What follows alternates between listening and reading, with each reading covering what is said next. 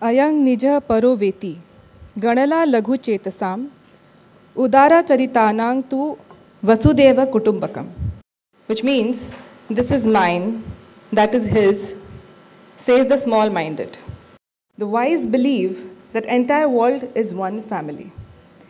Being inspired by this shloka from Maha Upanishad, the theme of India's G20 presidency is working to promote the universal sense of oneness in line with its theme, healing one earth, creating harmony with one family, and emboldening hope for one future.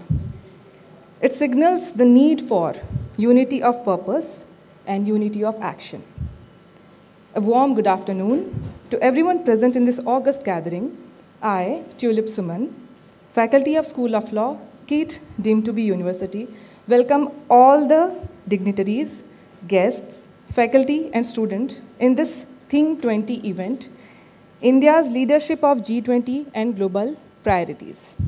Hosted by KIIT, deemed to be University, along with the International Relations Office and KIIT School of Law at this beautiful temple city of Bhubaneswar. We would like to extend our sincere gratitude to our esteemed guests on behalf of our Honorable Founder, Professor Dr. Achyutananda Samanta, in absentia, respected Vice Chancellor, Professor Dr. Sasmita Samanta, in absentia, Registrar, KIIT deemed to be University, Professor Dr. Gyanaranjan Mahanti, in absentia, Director General, International Relations Office, His Excellency Ambassador Mr. Debraj Pradhan, and last but not the least, our respected Director, KIIT School of Law, Professor Dr. Bhavani Prasad Panda. Now I request the dignitaries to come up to the stage for lighting of the lamp. Please, sir.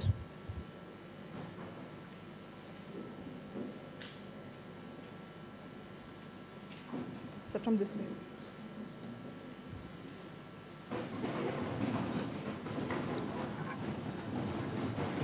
Hello, sir.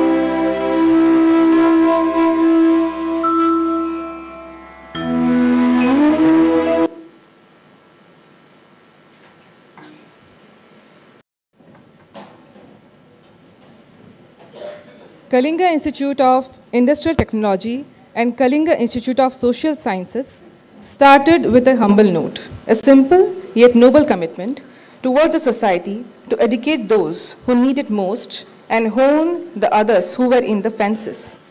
KIIT and KISS, the twins, sprang from the vision of its founder, Dr. Achyutananda Samanta. Soon became a pathfinder for millions, both educational institutions of global repute and recognition. KIIT is an institution of eminence and one of the most prominent universities in India and globe for professional education, having more than 30,000 students from all over India and 65 other countries. KISS is a home for 60,000 indigenous children, all absolutely free. It is an absolute privilege to host this one-day Think 20 convention under the aegis of G20. This discussion shall focus upon the significance of G20 to restore global financial stability and boost equitable development across member nations, which comprises of more than half of the world population and the global GDP. The discussion shall also highlight the pivotal role played by India as the presiding chair for the G20 summit in the year 2023. Now I request His Excellency Ambassador Debraj Pradhan Sir, Director General, International Relations Office, KIIT deemed to be University, to acquaint us with the vision and mission of the T20 event and share his views with us. Please, sir.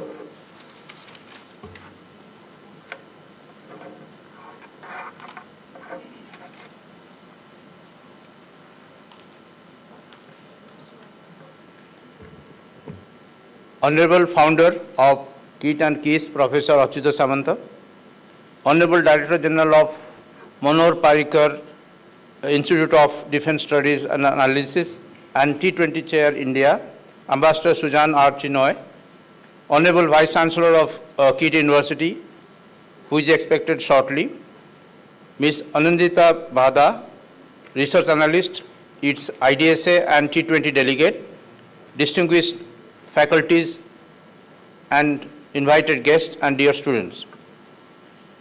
It is my honor and privilege to welcome you all to this T20 side event, India's Leadership and Global Priorities, jointly organized by MPIDSA and T20 Chair and KIIT and KIIS universities. I am personally glad to welcome Ambassador Sujan R. Chinoy, a distinguished IFS batchmate of mine. In the recent past, KIIT and KIIS universities have organized and hosted diverse G20 related programs and events, namely Jan Bhagidari, Youth 20 Consultation, Civil 20 Gender Equality and Disability Working Group Summit, and now Think 20 side event to disseminate relevant information among our citizens about India's G20 presidency and the role India can play in determining and influencing the global priorities and the agenda. Separately, I have represented KIIT University at G20 University Connect, organized by MEA and RIS at a prestigious institution like Ravenshaw University, Cuttack. Next week, I will participate in another seminar on India's G20 presidency convened by IIPA Odisha branch and Utkal University, Bhubaneswar. While we look forward to hear to the Director General and the T20 delegate and enrich and educate ourselves about the India's G20 presidency and its roadmap, I would like to request the Director General to consider the following.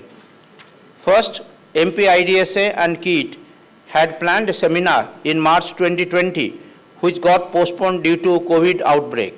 We would like to revise the proposal for the benefits of the local audience and hold the seminar after the G20 summit, preferably towards the end of 2023 or in the beginning of 2024. Second, KIIT would like to establish long-term academic engagements of faculty and students with a premier think tank like MPIDSA and vice versa. We may specifically look at internship for our students at MPIDSA. Finally, as desired by MPIDSA and T20 Chair, we have prepared presentation on T20 task forces by our students. One is a political science research scholar from KIIS University. Second one is an international management student from Kenya. And the remaining two students are pursuing law programs at School of Law. I am sure the audience will enjoy their presentation, which have been made with due diligence and sincere efforts. Thank you.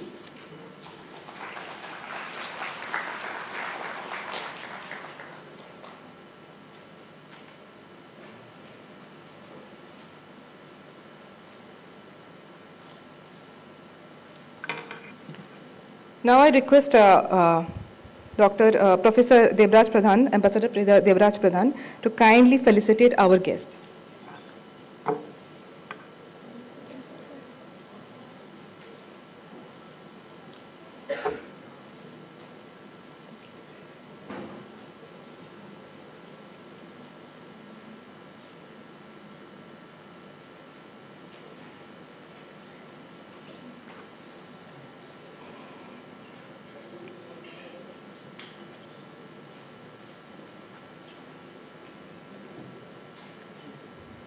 Come on.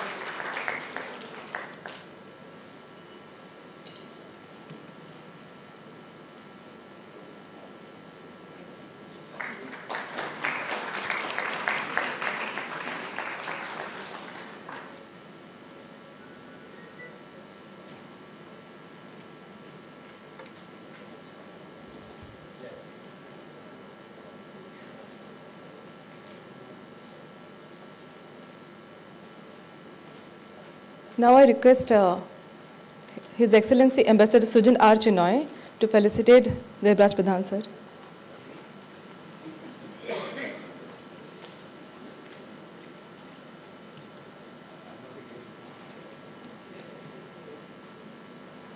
That's what they need.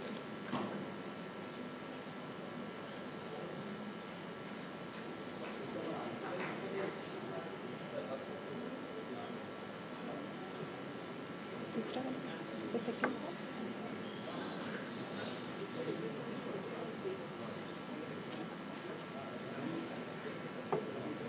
Now I request Devraj Pradhan sir to felicitate Anandita Bhada ma'am.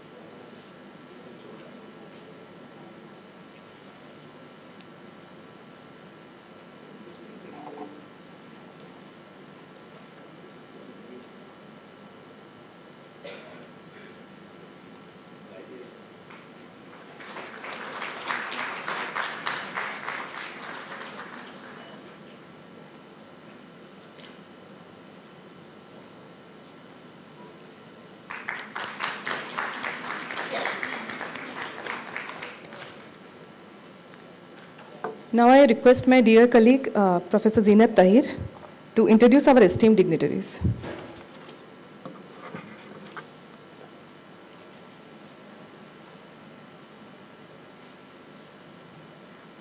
We shall now proceed to the keynote address by our eminent guest of honor, Ambassador Sujan R. Chinoy. Ambassador Sujan R. Chinoy, who is the Director General of the Manohar Parrikar Institute of Defense Studies and Analysis, New Delhi since 2019. A career diplomat from 1981 to 2018, he held several important diplomatic assignments, including as ambassador to Japan. He is a specialist on China, East Asia, and politico-military and security issues. On deputation to the National Security Council Secretariat from 2008 to 2012, his expertise covered external and internal security issues, including the extended neighborhood of the Indo-Pacific. He has served as the Consulate General in Shanghai and Sydney and has extensively dealt with trade, investment, and economic issues. Currently, he is also the chair of the Think 20 Engagement Group for India's G20 presidency. He contributes extensively to newspapers and journals besides lecturing in India and overseas. Now, I would like to extend a hearty welcome to Ambassador Sujan R. Chinoy and request him to kindly deliver the keynote address. On the Task Force Theme 7, Towards Reformed Multilateralism, Transforming Global Institutions and Framework.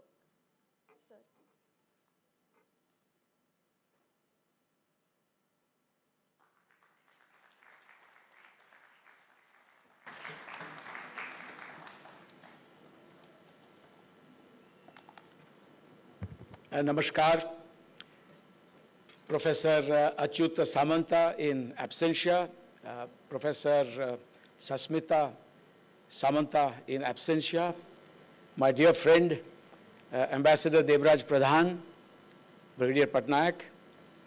Ladies and gentlemen, it gives me great pleasure today to be here with you all in Bhubaneswar, and I deem it a particular honor because it is a wish that has come fulfilled after a gap of about 3 years.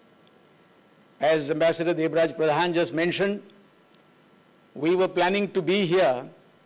I was planning to be here in my capacity as the Director General of the Manohar Parrikar Institute for Defense Studies and Analyses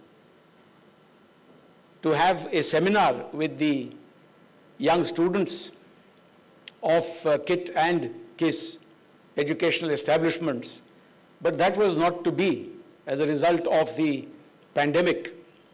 That wish was not fulfilled until today. Today I come here in my capacity primarily as the Think 20 chair for India's G20 presidency. And it is a particularly opportune moment for us to be here at this great institution in Bhubaneswar, with which I am not entirely unfamiliar. Many years ago, in 2008, I had the great pleasure and privilege of receiving Professor Achyuta Samanta in Australia. And he had come with a group of very talented children, young people, both boys and girls, tribal children at that, from KIIT and KIIS. And they were to play a series of rugby games in Australia. To play rugby in Australia is like taking coal to Newcastle. But then Indians have done this before. We adopted the game of cricket from the British, but we generally beat them at cricket. And therefore, I was not surprised to see that the talented students from Bhubaneswar, from this great establishment, acquitted themselves very well in Australia. But even more than that, Professor Achyuta Samanta himself left a very deep impression on me. I was extremely touched by the passion, by the commitment with which he had devoted himself to his main cause in life, which is to serve the underprivileged, to provide education, especially to those who are marginalized or are deprived sections of society. And I think we have seen over the years how he has brought both KIIT and KIIS and many other educational institutions here now to this level of dedication and contribution to the good of society. This morning, when I was given a chance to go about the campus, again I felt deeply touched by looking at the holistic manner in which education is being provided in this place. It also reminded me of our great traditions in India, both tradition and modernity in one place. Respect for modernity, respect for science and technology, but coexisting with our civilizational ethos. And the word that came to my mind is that this is virtually and veritably a Gurukul, in which there is also deep respect for the Gurus. And the Gurus treat the Shishyas or their students like family. This is the impression that I have been given this morning, and it's a lasting impression. A while ago, the MC spoke about Vasudhaiva Kutumbakam. It's a very potent shloka in Sanskrit. And the presence of so many of you here, including from foreign countries, on this campus and on the numerous other campuses here, I was given to understand that you have about 1,500 foreign students. There is also gender equality. About 60% of your seats in many of these institutions are held by women and the girl child. And so that is truly Vasudhaiva Kutumbakam. Ayam nijaha paroveti ganana laghu chetasam udara charitram Vasudhaiva Kutumbakam. It is only the small-minded who think in terms of this is mine and this is yours. For those with a broad mind, the world is a family. And that is also the theme of India's G20 presidency. Education, which is provided in the hallowed portals of this establishment, this institution, is very important.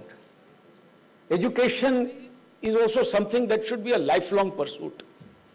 Education does not end when you obtain a degree and pass out from an educational institution.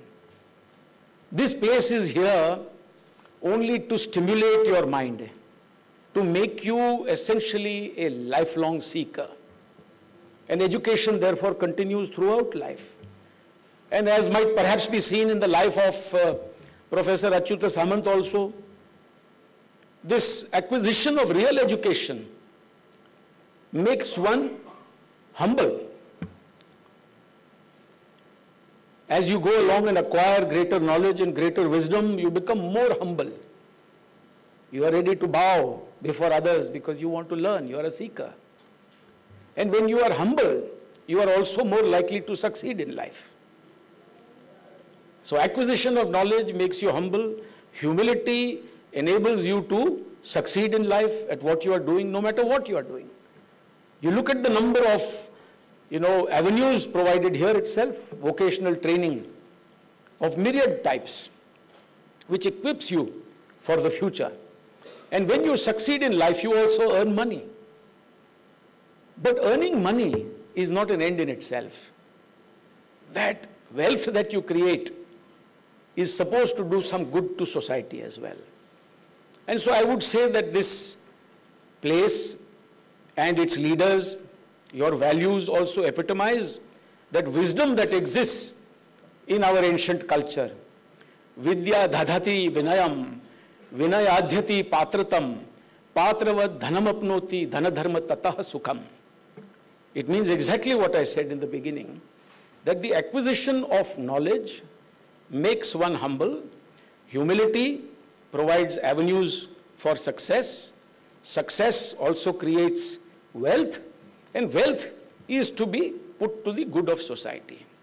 It is in that broad context that I want to share a few thoughts today with you about India's leadership of the G20, the global priorities today before us, the challenges, the opportunities, and also to share a few thoughts about why the global structure needs to change. Not just to reinvigorate itself, but to reform itself, to meet the challenges and to take advantage of the opportunities of the current era in which we find ourselves. India's G20 presidency comes at a time of great tumult. The global system, the multilateral system as we know it, which was established in 1945, built upon the ashes of the Second World War, the creation of the United Nations, the creation of the UN Security Council, all this was done alongside the treaty-based organizations, the financial institutions, multilateral development banks like the World Bank and the IMF. These were created in order to provide a structure based on the experience of the two great wars. The idea was to create an architecture for peace and security and prosperity.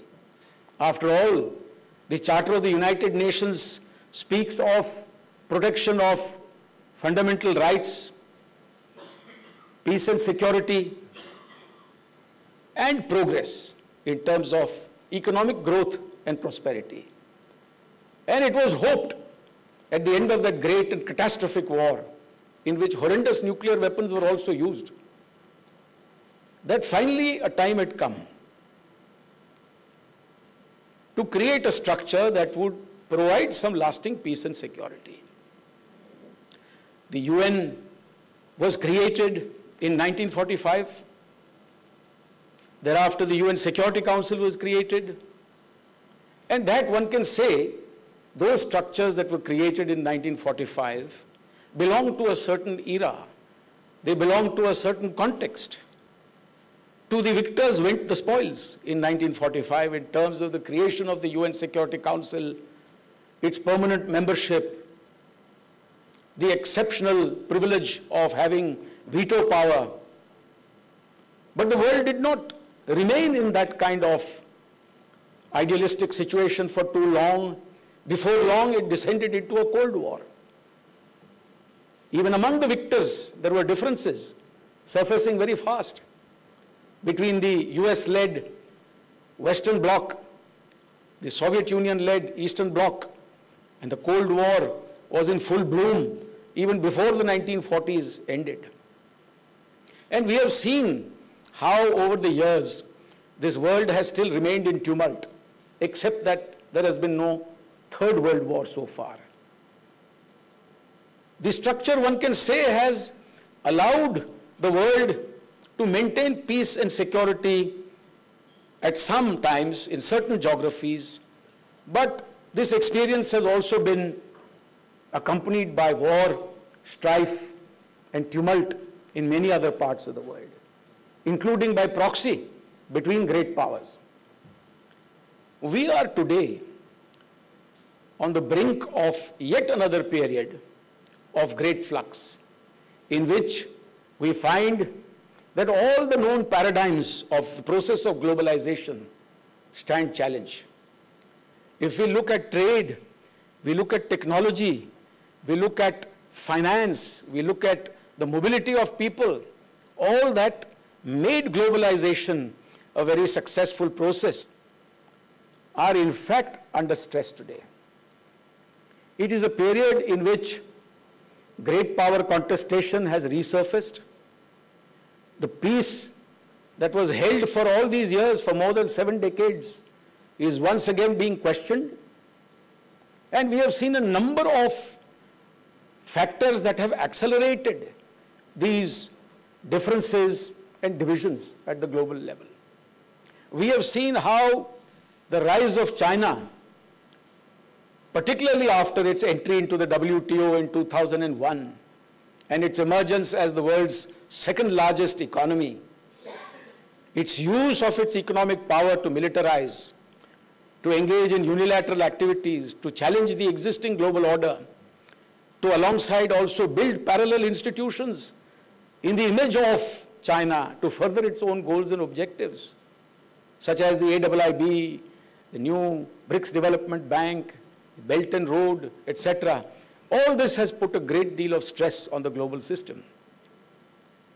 We have seen how China and some others too have gamed the system. For the process of globalization has not benefited everybody equally. Some have benefited more than others. There are vast segments of the global community today that have not fully benefited from the process of globalization. They are the marginalized sections of this process of globalization. And yet we have seen that between the great powers, there has been growing dissent and friction. The trade differences, for instance, between the United States of America and the People's Republic of China put a great deal of stress on everybody else. For unlike during the Cold War, when the two blocs had friction, they also threatened each other with mutually assured destruction. They had nuclear weapons confronting each other, but they didn't have much economic, scientific, and technological integration with each other. It made it easier for the two camps to remain two very different camps with their own personalities and their own followers. And those that didn't want to follow them became the non-aligned countries.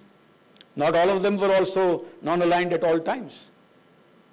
Non-alignment was also, in a sense, a hedging practice followed by many countries that found it difficult to choose between two camps. It also allowed countries to be in partnership with one or the other, depending on the circumstances. Even a country like India that has chosen not to take sides, not to be a camp follower, also did not permit non-alignment to come in the way of its Kutniti, or the protection of its national interests. In 1962, when the Chinese aggressed against India, notwithstanding our non-alignment, we did cooperate with the United States of America. And in 1971, when the United States sent its battle carrier group into the Bay of Bengal, and India felt that it would have to hedge, it did not stop a non-aligned India from having collaboration, a treaty of friendship and cooperation with the Soviet Union. Non-alignment, therefore, is something that is practiced today under different names and labels. Today, we in this fractured but not yet completely fragmented world, where there is a great deal of pressure on the rest of us, so to speak, as we contend with great power contestation, we, large countries of the global south, large populations, are following policies of what we call hedging or multi-alignment or issue-based alignment. This is because it is a very difficult world. It is not the simple Cold War era in which economic ties between the two camps were minimal. Today, we find that the United States of America and the People's Republic of China, by way of an example, have very deep economic integration. And the rest of the world has deep economic integration, not necessarily benefiting equally, but has deep economic integration with the both of them. That is what makes the task of the global south even more difficult today. But it is also a given that the world today is no longer what it was, that it is not possible in today's day and age for any one single country to have its writ felt on all issues across all geographies at all points of time. The era of a sole superpower or one or two superpowers is really over. And what has made this possible is also the march of technology. Technology, particularly technology in the digital age, in terms of artificial intelligence, and the potential for warfare in spaces that are not traditional spaces, as in land, sea, air, or space. But when we come to the fifth domain, cyber, it gives everybody a level playing field. And therefore, even powers that are not equal, which face a certain disequilibrium in their interactions with other powers, have the opportunity and the capacity to be disruptive, to bridge absolute asymmetries in national power, comprehensive national power, using asymmetrical means. That makes for a particularly complex world. And as this last decade has unfolded, we have seen not only rising friction between the United States of America and the People's Republic of China, but as I said before, there have been many accelerants to this process of division at the global level. And one of the key factors there, obviously, was the pandemic, or more particularly, the inability of the existing multilateral structures, the United Nations, the UN Security Council, affiliated bodies such as the World Health Organization, and many others, to arrive at any kind of consensus on particularly the origins of the pandemic, for instance. The politics of the pandemic became more important than providing health care to meet the challenges of the pandemic. And that has also caused greater divisions, further fractures in the global community. We have seen how, more recently again, the war in Ukraine has upended all notions of peace and security in a geography in which peace and security had been taken for granted. Europe had long believed that at the end of the Second World War, it had once and for all capitalized both on its Westphalian system of defining their nationhood, having clear-cut borders, but also having peace and tranquility, leading to the creation of the European Economic Community at first, later the EU, later a common currency. But even that, we have seen, has come under challenges in recent years. And not just because of Brexit, not just because the United Kingdom felt that it had a better future going it alone in a more difficult international environment, but more particularly because of the war in Ukraine. The war in Ukraine, therefore, has created unprecedented challenges for that geography as well as for many others. Therefore, ladies and gentlemen, It is in this broad context that we see how major power contestation has resulted in supply chain disruptions. It has resulted in greater militarization. And I am therefore tempted to describe the current situation along 6 T factors. These are the 6 T factors that can be analyzed across all geographies today. And it will probably resonate with every geography that we are dealing with. The first is the challenge of or friction over trade. As I said before, globalization did not benefit all equally. Some gamed the system, some used quasi-capitalist systems to game the system to their advantage. China is a good example. Despite having been a member of the WTO for 15 years, from 2001 to 2016, it was not given a market economy status for a good reason. For it is not a market economy. It is a state-led market economy or state-led capitalism.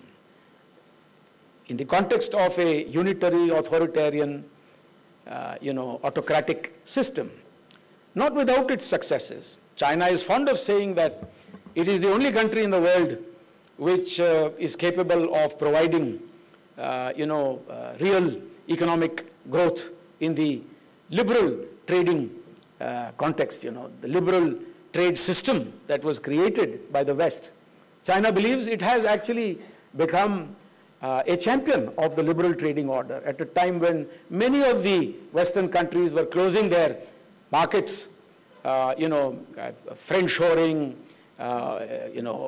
onshoring, etc.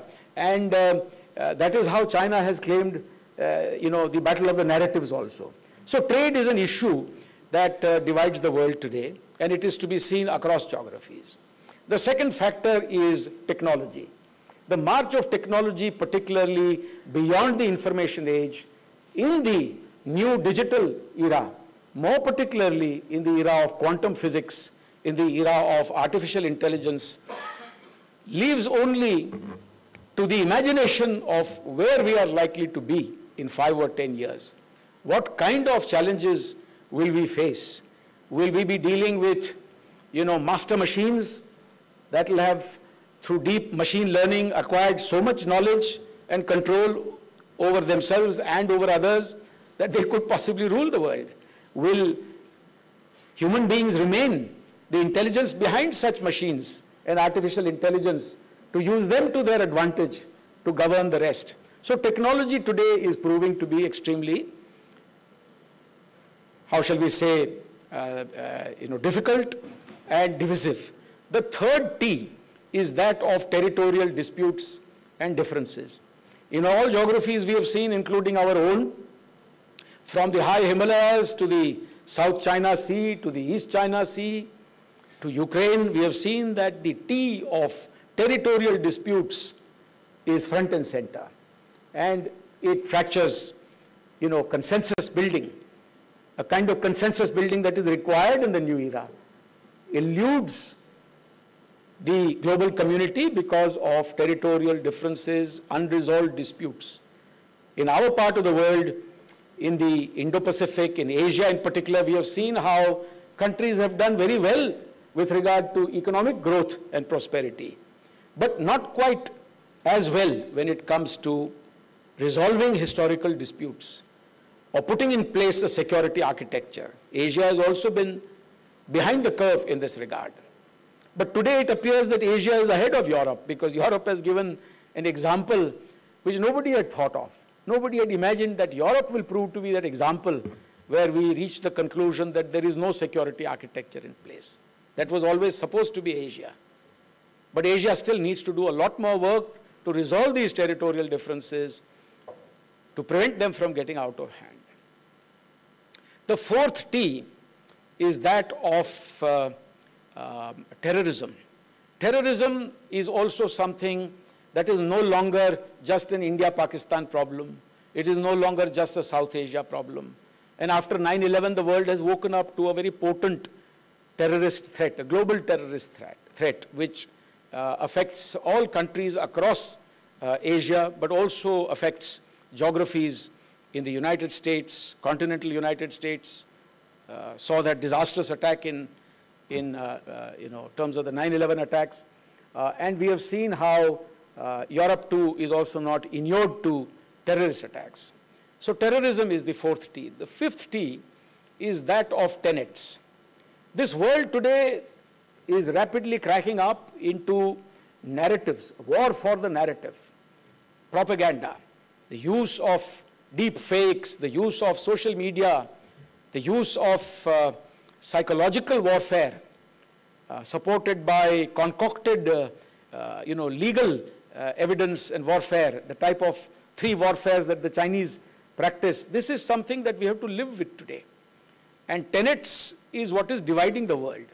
Whose narrative is better? Whose system of political, economic, social, cultural governance is superior? And this, I think, discourse has arisen because of the difficulties that the West has had in terms of proving the superiority over a longer period in a sustained manner, the superiority of the open, liberal trading order, even of democracy, because during the pandemic, the initiative was seized, at least in the initial phase, by the autocracies. An autocracy like China claimed to have handled pandemics much better, although that was short-lived, as we saw. In the second phase, the Chinese suffered the most. They went in for a zero-COVID policy that prevented them from kickstarting their economy for a long time. But anyway, the narratives is something that divides the world today. China today has come up with the global development initiative in which it pushes for global development based on the parallel institutions that it has created. It is also pushing a narrative called the Global Security Initiative, where it is seeking in what you call broadly acceptable terms the fact that the world needs a security that is indivisible as against absolute security for any. And it also is proposing what they call a global civilizational initiative, where it actually says things that can erode the importance of democracy. So this is a time where we find the war of narratives and tenets unfolding. The sixth T, ladies and gentlemen, is the T of trust, or the utter lack of it.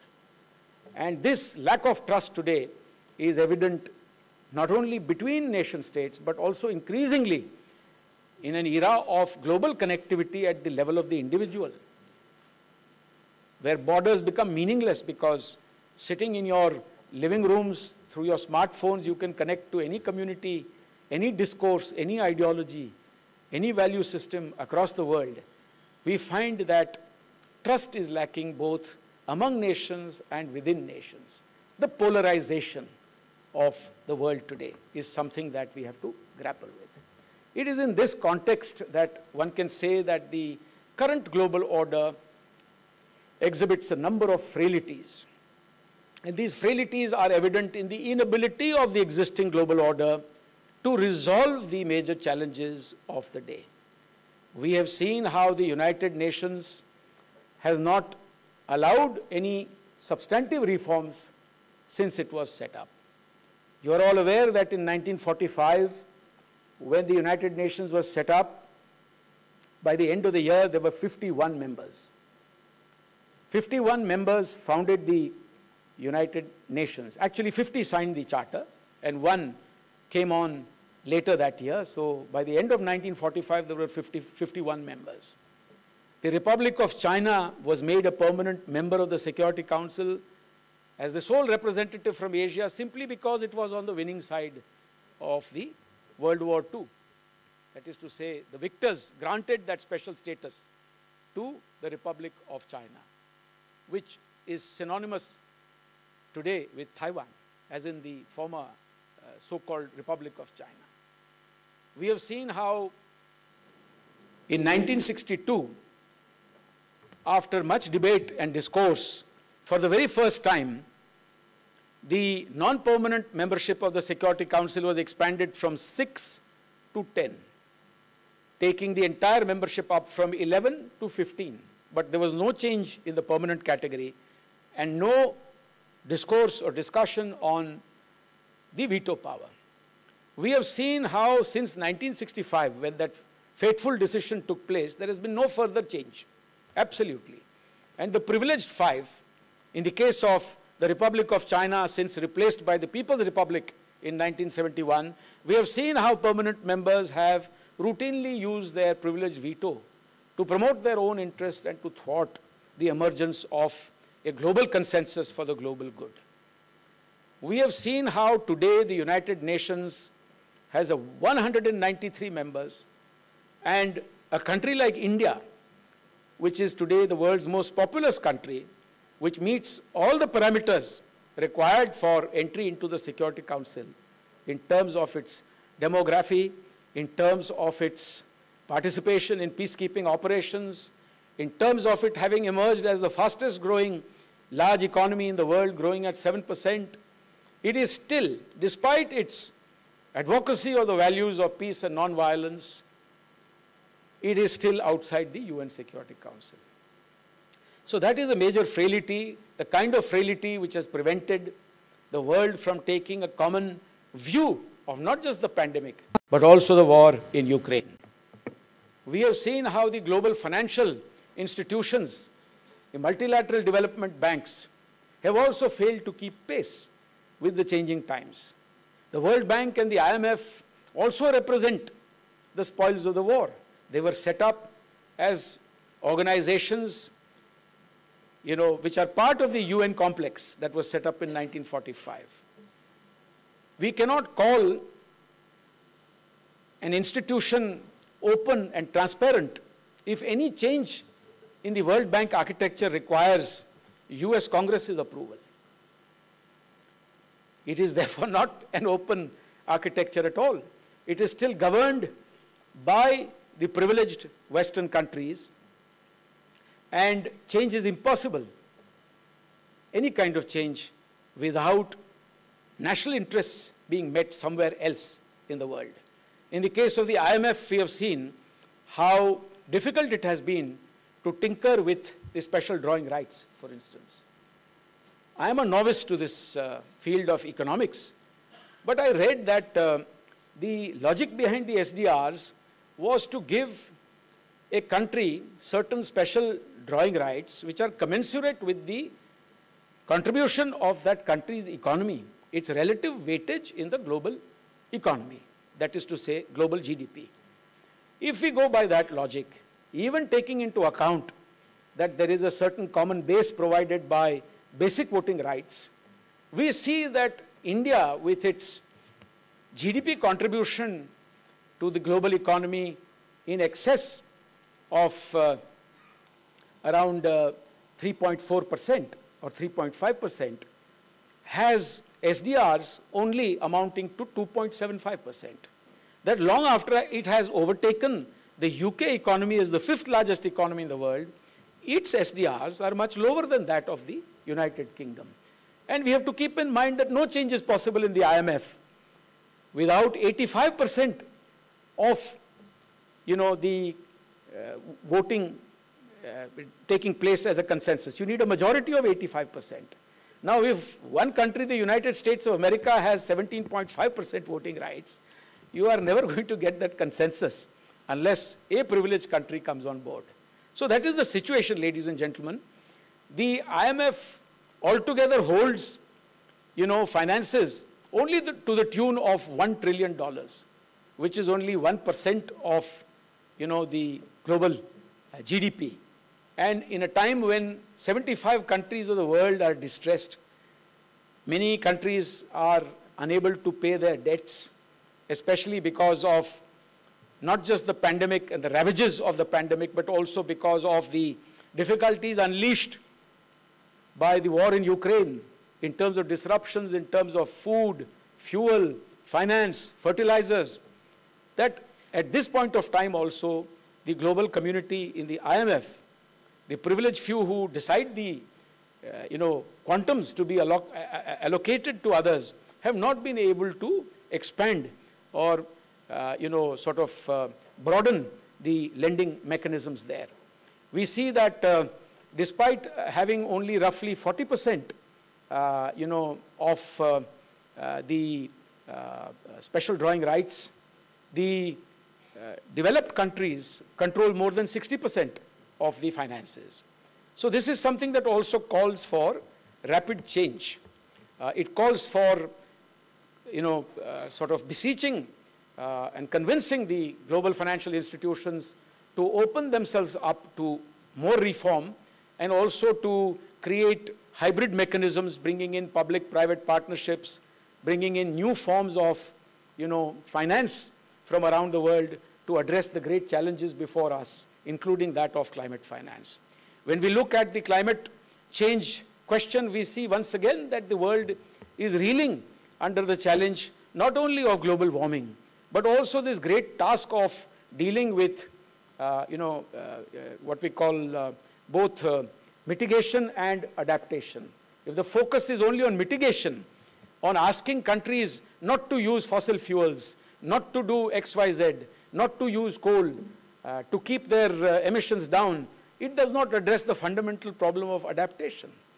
If the world has to move forward towards, net zero, whether by 2050 or 2060 or 2070, the developing countries who are also on the cusp of a breakout in terms of their growth and development, finally, they will not have the finances to make the necessary adaptations to what we call green technologies. So transition is very important. To provide the kind of financing for that transition is something that is a great challenge today. And the broad estimates are that roughly $4 to $5 trillion are required annually to make that green transition for climate change challenge. So we are looking at a very, very difficult period. And in this broad global enterprise as it exists today, we see that India has assumed the presidency of the G20. It is a rotational presidency, no doubt, but it comes at a very important juncture, both in the life of India as well as in the context of the global situation today. It is therefore a very, very important G20 presidency where for the first time 4 developing countries successively are holding the G20 presidency. The G20, as you all know, came up in 1999 following the Asian financial crisis, and the finance ministers and central bank governors engaged in a series of dialogues to see how to ameliorate the situation. And in 2008, the G20 also evolved into an apex level, summit level dialogue at the level of heads of state and government. And since then, it has been able to address some of the big economic challenges of our times, particularly in the aftermath of the 2 global financial and economic crises of 2007 and 2008. It is therefore to be hoped that the G20 can once again reinvent itself and provide that platform to a divided world outside of the UN, outside of the Security Council, which has only a few privileged people making decisions there, to provide a more broad-based, inclusive architecture in which the developed world and the developing world are both represented. After all, the G20 includes the G7. After all, the G20 includes the BRICS countries also. It includes developed as well as developing countries. It is by far the most representative grouping and capable of taking decisions based on consensus, going after low-hanging fruit. Even for the countries involved in major power contestation, the G20 should appear to be a great opportunity to step away from the, what we call the stasis on the highways of international and global decision-making and cooperation.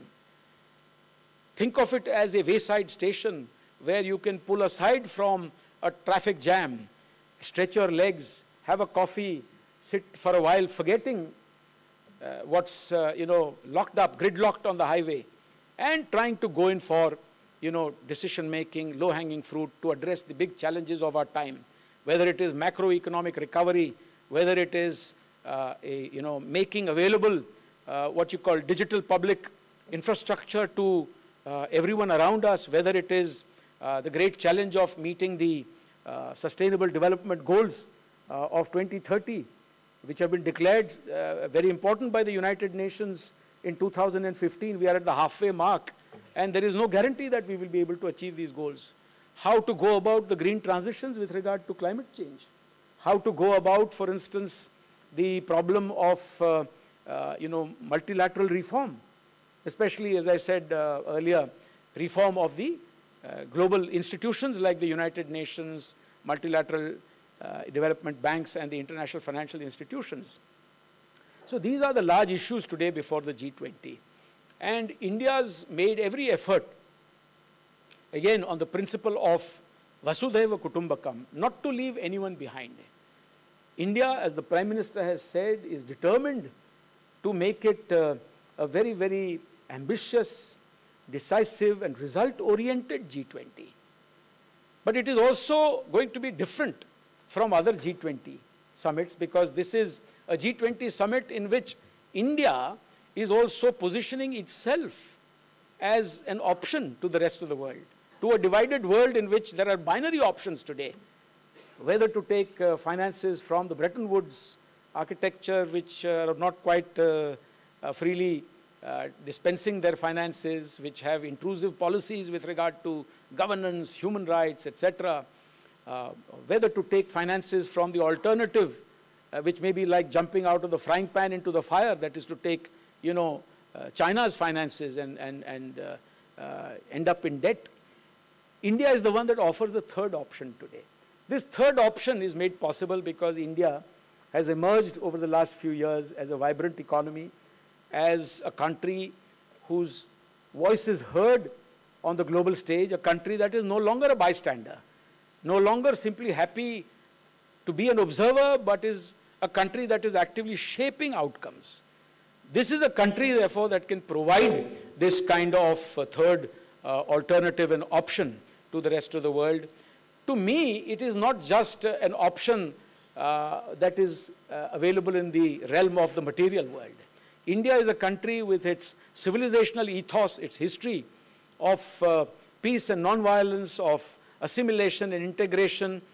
We can, as we did during the pandemic with our vaccine Maitri programs, we can, during this current period of challenge, also offer a dose of morality to the rest of the world.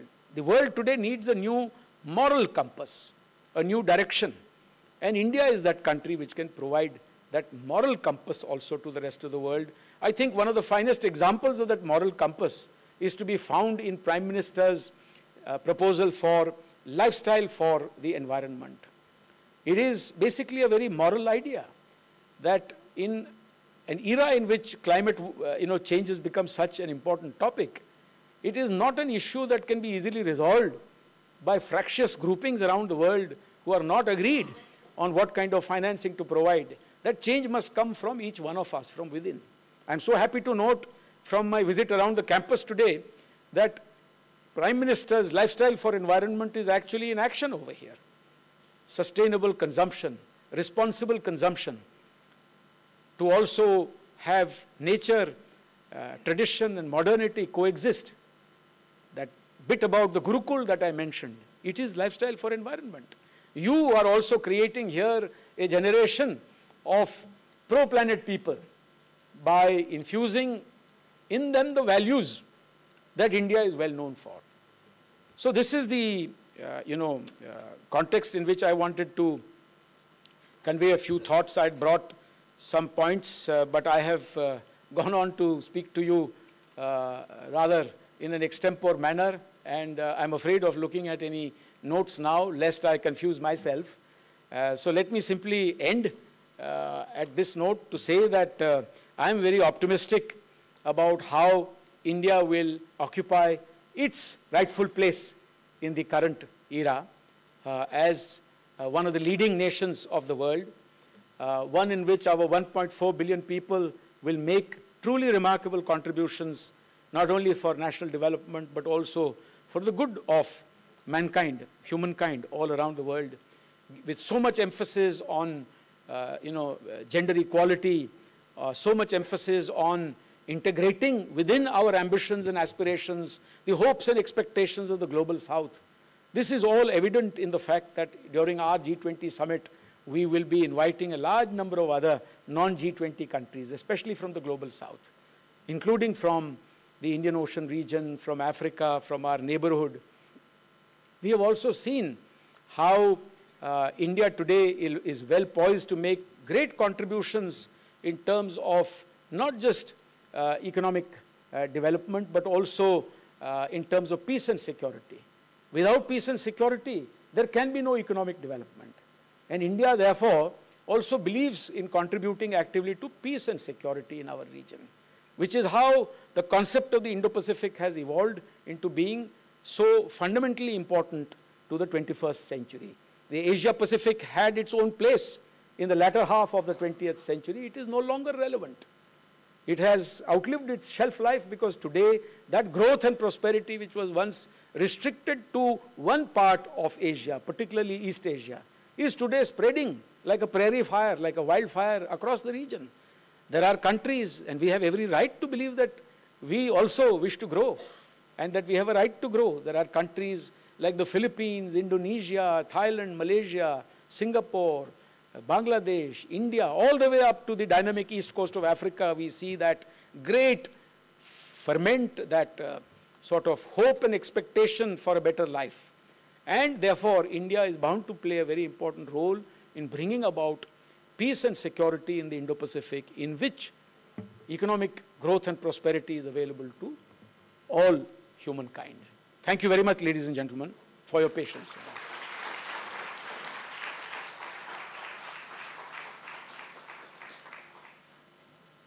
Thank you, sir, for the insightful talk.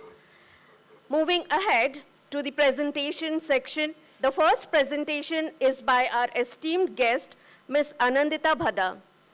Ms. Bhada is a research analyst at the Europe and Eurasia Center of Manohar Parrikar Institute of Defense Studies and Analysis, New Delhi. She is an alumnus of the Political Science Department of Lady Shri Ram College, University of Delhi, and holds a master's degree in political studies from the Center for Political Studies, Jawaharlal Nehru University, New Delhi.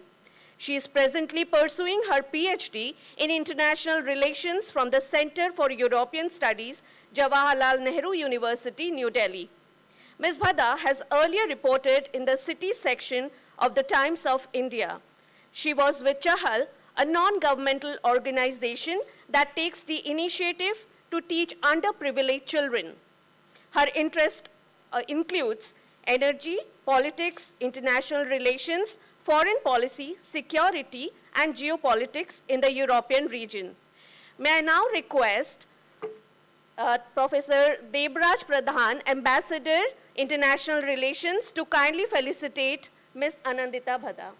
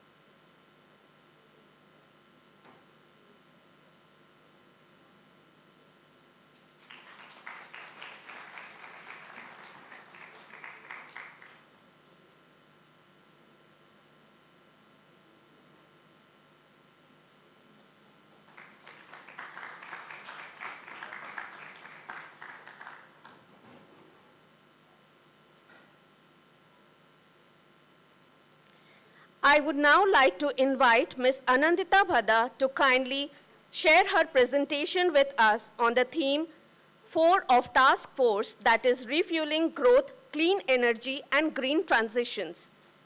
Ma'am, please.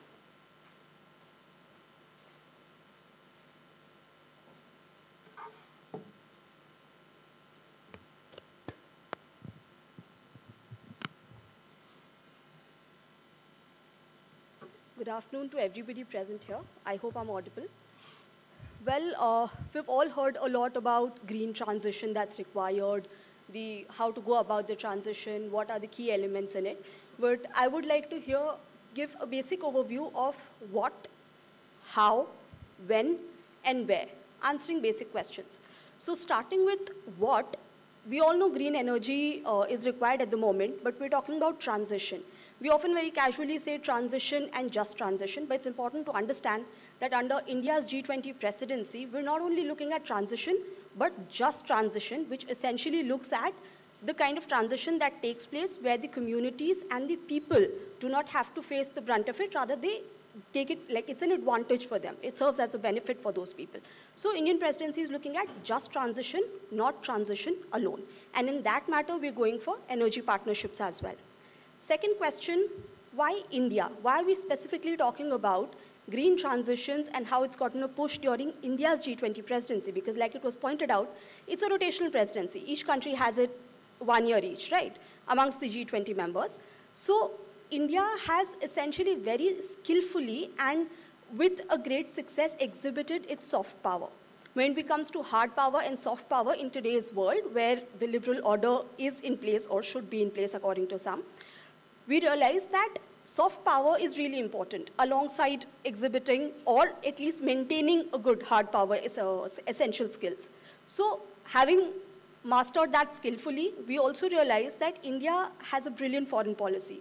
We've been able to achieve a lot of our goals through our foreign policy, so why not push for energy as well? When this is the time, this is the moment, it's the platform for us to bring into action what we've essentially otherwise been talking about. And lastly, like the motto was discussed, one earth, one family, Vasudhaiv Kutumbakam. So when we're considering the world our family, it automatically supports and also stands for very resilient, sustainable, and ecological actions from people's perspective. The concept of life, Prime Minister Modi's life concept, lifestyle for environment, that is individual human-centric concept, where each person, each individual would contribute in order to bring about this kind of transition and the green change. Now talking of when, of course, the sooner the better. We're already behind the timeline, you know, like they say in defense. When was a particular project to be submitted? I've heard from in IDSA always it was yesterday. So the timeline for this was also yesterday. We've crossed it. The faster we go, the better it is. But fast does not mean that we do not adapt, like Ambassador Chinoy pointed out. There's a lot of talk about transition, but adaptability is important. So that adaptability is taken care of when we're talking of just transition, when we're involving not only the governments, but the peoples, local communities, and the ones who are essentially affected by this kind of transition. Coming to the main question of how. There are a couple of ways of how to go about this kind of transition. How is it that people are impacted in a positive way and not negatively affected by it? So one of the ways is building a circular economy. Now when we're talking of circular economy, it is essentially a concept where it's long-term, sustainable, futuristic concept. This, I could explain you with an example of, say, microwave. A microwave goes bad, we dispose it, get another one. For you, it's gone out of the house. But if it's a circular economy, the microwave would be disassembled and they take out parts of it. Certain chips could be reused, maybe only the wiring was faulty. So the whole piece, there are a lot of small pieces which make up that particular equipment. So the raw material stays in the loop. One does not have to hunt for raw material afresh. That helps in maximum utilization of the resources and minimum wastage. Now this is essentially something that the bigger companies and the households both could be doing it. It's very important. We often don't talk about circular economy. We hear it, we're like, all right, but it's a very crucial aspect of how to go about this transition. Second, the push that we need to give from our end as an individual are the 3 R's. We've heard of them in our environmental sciences classes from school, right? 3 R's, reuse, reduce, and recycle. Of course, Indian middle class households are famous for the reuse, because when you open a cookie dabba, you'd often find a swing kit. That's the meme that's done rounds. But that is the perfection of reusing. You're not wasting materials, you're reusing them. India has pretty much championed the concept of reusing. So why not also make extra effort in recycling? Because we often dump our waste together. dry and wet waste altogether. But if you look at concept like the city of Indore, they have very strict waste segregation, because of which they've managed to become the cleanest city of India. They also managed to generate power out of the waste material because it's already segregated at the base, after which they can use the waste for any kind of electricity generation or put them in the dumps, etc. So the individual's effort really counts there. Talking of the, the people in Indian societies, kabadi walas, they contribute hugely. We may not realize, but they take the waste from us. They do the segregation many a times between metals, plastics, glass, etc. And then they deal with it as to how it has to be disposed, reused, recycled, and all of that. So that is, I would say, kind of the unsung heroes in an Indian society when it comes to the waste segregation and its usage somewhere. Third comes climate finance. When we're talking of climate finance, it's essentially financing those activities which are pro-climate, which are mitigating the impact of the climate crisis that the planet is currently facing. And here we look at the role of developed countries. It's extremely essential that developed countries, they try to provide concessional finance to the developing world in order for them to move in terms of their energy transition. The developed countries should not be looking for providing funding at a commercial level. The aim should not be profit or to make money out of it. The aim needs to be sustainable future, needs to be resilient future. So the role of developed countries in providing finance is extremely crucial when we're talking about climate finance. Role of MDBs and DFIs. So MDBs are multilateral development banks, and DFIs are development finance institutions. We're looking at various banks like what was talked, Ambassador Chana also mentioned, the BRICS Development Bank, we're looking at ADBI, etc. So the role of these banks is very important because they can help mobilize private capital. A lot of the private capital in certain segments is not mobilized because there is a risk of investment. But if the MDBs and the DFIs put effort together, they can bring in the private players. That will help reduce the risk in market investment in those certain sectors, the green sectors specifically. And once the risk is reduced, these private players can also help enhance the emerging markets in the global south. Because for India, during its presidency and even after it, global south is a very important aspect. It's not only India's presidency, it's also the global south's presidency in a way. So here, there's a lot of role and scope which is yet to be explored by the private players, and that should be encouraged. Coming to the concept of technology, we often say that technology cooperation should take place. Some say technology transfer should take place. So now that's a conflicted opinion, but in my opinion, I would say technology cooperation should be preferred over technology transfers because of two main reasons. That technology transfer often does not assure the transfer of core technologies. And this could go in defense, it could go in the renewables, any of the sectors. So core technology is crucial. If that is not transferred, that's like you teach a man, you give the man a fish, you feed him for a day. You teach him to fish, you feed him for a lifetime. So technology cooperation is something like that. When you collaborate, when the countries collaborate, the countries learn. There are lessons taken, there are outcomes there. You can improve, you can better on the models next time. So there's a lot of learning, and there is mutual cooperation, building of trust, which is very essential when it comes to international relations and foreign policies. Carbon pricing and carbon credit is another of the model which has been used very frequently, but only in certain geographies. Now, these are the concepts which will depend highly upon the geography that you're placed in. India does not have a very prominent practice of carbon pricing or carbon credit, but Europe does. It's very frequent and very common there. But you have to realize that the societies are different, the markets are different, demand and supply is different. So these are the things, these concepts, they will have to be, the local administrators, governments would have to look at their society, the needs, the causes which drive these kind of, and develop their own local models. But when we're talking about all of these measures as to how can we bring about the transition, another of the important aspect is that when we're talking about people, it's very important that there is digital public infrastructure which is provided. It should be open and accessible because that's how people can learn about the technologies. That's how people can learn about what is there, what is new in the market, how is it that they can use it. For example, the rural households. Most of the urban population knows about the concept. If we say solar power, we would be like, all right, we all know what solar power. But if you go in a village and talk about solar power, they wouldn't have a clue of it. So, and these are the places which face maximum amount of electricity cuts which are there. So when the power failures are there or when the power is down, they could use, say at night when you have to go to the farm in the villages, they could use solar powered lamps for that matter. So awareness is there of, it should be there of what the concept is, what is new, and more than that, how to use it. The whats are still there in our minds, but the hows are very important. And for that, India's G20 presidency is about getting to the masses. It has to be a Jan Bhagidari, like PM Modi says, and only via that way can we actually bring about constructive steps when we're talking of green transition. Thank you so much for your time.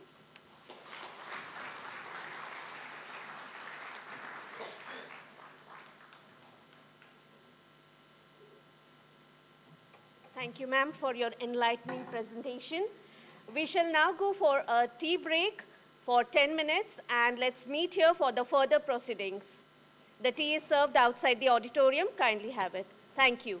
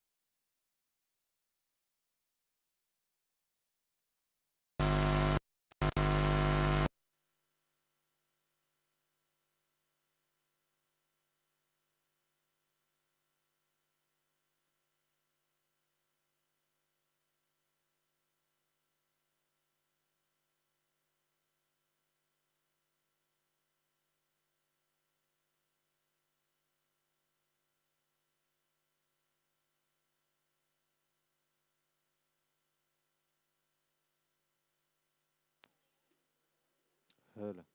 Check. Avinash.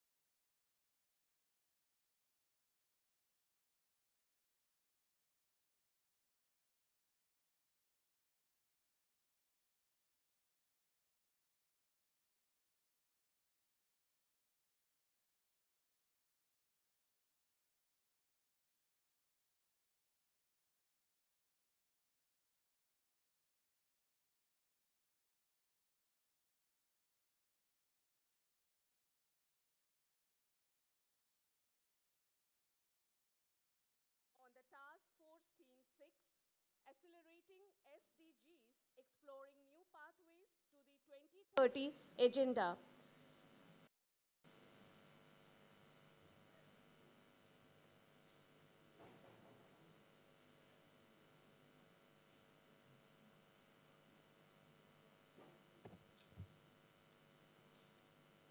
Good afternoon, everyone. My name is Runita Pradhan. I belong to KIIT tribe, and I am pursuing my PhD in political science on the topic titled on Empowerment of Tribal Youth by initiative by KIIT, a case study of Kandhamal district of Odisha. I belong to Mokopata, a remote village in the Daringbadi block of Kandhamal district, which did not have connectivity with paved roads till 2020 and does not have any mobile network facilities till today. I will present on Task Force 6, accelerating such SDGs, exploring new pathways to the 2030 agenda, key learnings from the unique experience of KIIT. I am deeply indebted and grateful to Dr. Achyuta Samanta, founder of KIIT, for establishing a unique and beautiful institution for the tribal students and the youth from the underserved community. Only because of his efforts, we are getting opportunities to share our opinion and thoughts at this platform. KIIT serves as a light to upliftment of the most marginalized section of the tribal community in Odisha. It works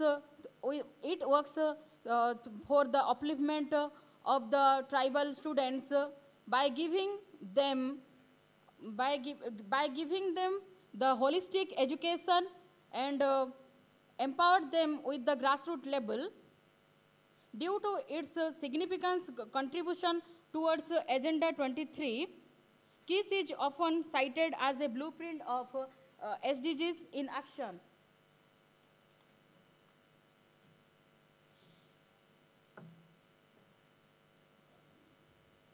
KIIT follows an approach centered around major sustainable development goals.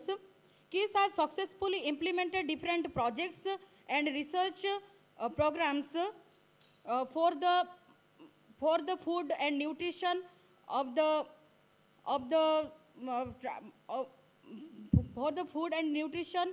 projects,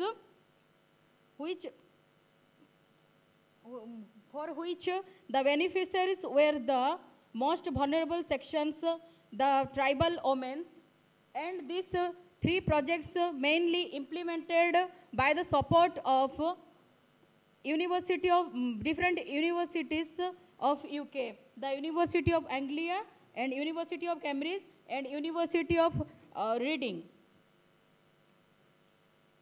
Next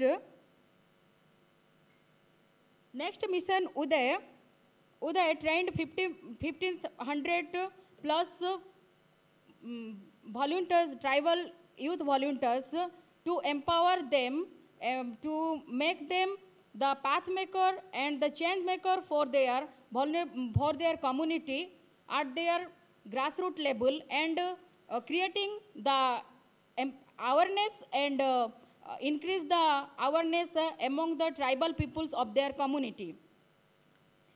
In another partnership with UNFPA, KIIT empowered adolescents with correct and age-appropriate information on their safer and more informed growing up by teaching them life skill education based on adolescent reproductive and sexual health. Also, KIIT has been working under different projects. KIIT gives particularly emphasis on the promotion of different tribal culture groups, especially the tribal language, One of the most flagship program of KIIT is to give mother tongue based multilingual education program provides the class 1 to class 3 students of KIIT to have smooth transition from the native language to the state curriculum language Odia. KIIT won the UNESCO Prize 2022 for the successful implementation of this program. KIIT has also successfully implemented projects and programs to promote women-led entrepreneurship and to increase female labor force participation. More than 60% of students are tribal women at KIIT. There are lots of opportunities for skill development, vocational training, and employment generation for the girl students to become financially independent. Two examples are social entrepreneurship training with British Council and ESDP training for more than 1,500 Bandhan Vikas Kendra women entrepreneurs in 14 tribal districts of Odisha. To conclude, I would share the key takeaways from the unique initiatives of KIIT to accelerate the achievement of the global goals by 2030. We must build a mechanism for effectively localizing the SDGs and find pathways to support and accomplishment of SDGs through bottom-up action. A better future for all will be a reality if the most vulnerable become the most sought after while striving to achieve the SDGs, thereby keeping the promise to leave no one behind. The pandemic has taught us that building societal resilience is critical to continue the momentum towards Agenda 2030. It becomes even more necessary since there might be more uncertain events related to climate change in the next 4 years and decades. Partnership and collaboration with a wide variety of partners are essential to drive towards achieving sustainable development goal. Thank you.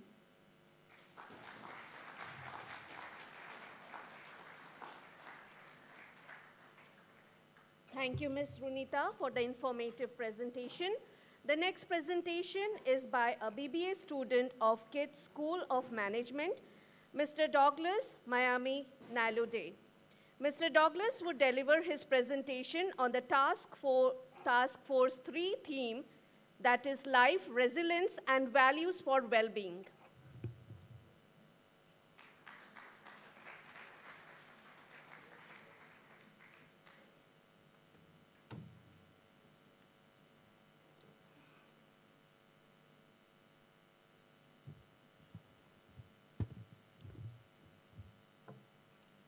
Thank you. Honorable, the founder of KIIT and KIIS, Professor Akyuta Samantha in absentia, Professor Sasmita Rani Samantha, Vice Chancellor of KIIT, His Excellency Ambassador Debrajan Pradhan, Director of International Relations, KIIT, His Excellency Ambassador Sujan Archoy, G20 Chair of India G20 Presidency, Dr. Nilanjan Ghosh, Director of T20 Secretariat, Ms. Anantita Pradhan, Research Analyst, MP, IDSA New Delhi, distinguished guests, ladies and gentlemen in the house, good afternoon. My name is Douglas Mayani, a psychology student, batch of 2022-2025, under the School of Humanity and Social Sciences. I'm born and brought up in Rift Valley parts of Kenya, Kajiado County, Maroro Ward 23 years ago. Family is the basic unit of a society and a nation. Strong families makes a strong nation. I'm privileged to be given an opportunity in the T20 G20 Indian Summit, which is a global, to share and express my ideas as a student and as a foreigner and as a proud KIITian on the way India is striving and working to achieve the visions that they are targeting in the future. I've been given a topic on life, resilience, and values of well-being, and I got my time to do thorough research on it and to get a perfect presentation. I took time and I looked at how life, resilience, and values of well-being can be achieved.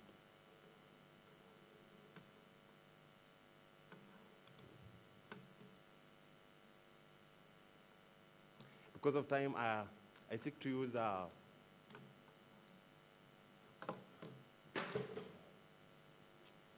let me just use a paper presentation because it's ready for me. I think.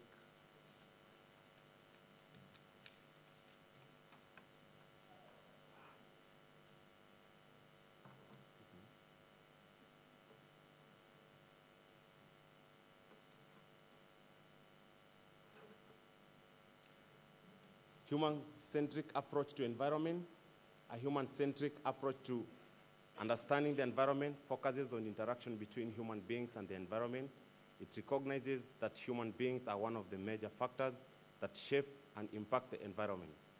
This approach considers the environmental problems that are affecting human beings and prioritizes the needs of human population when developing environmental policies and solutions.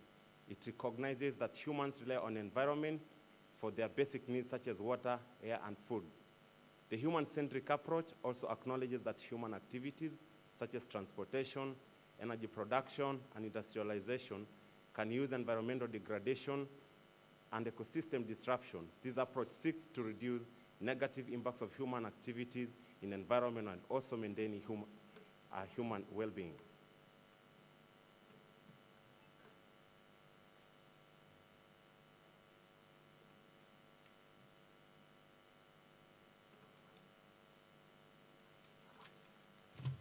In terms of understanding the environment, a human-centric approach recognizes the importance of studying how human beings are impacted by environmental factors such as air quality, water quality, and exposure of toxins. It also considers that social, economic, and cultural factors that influence population interaction with the environment. Overall, a human-centric approach to understanding the environment is important because it recognizes critical role of human beings in shaping and impacting environment, emphasizes the need to balance human needs with environment protection and to ensure the well-being of both people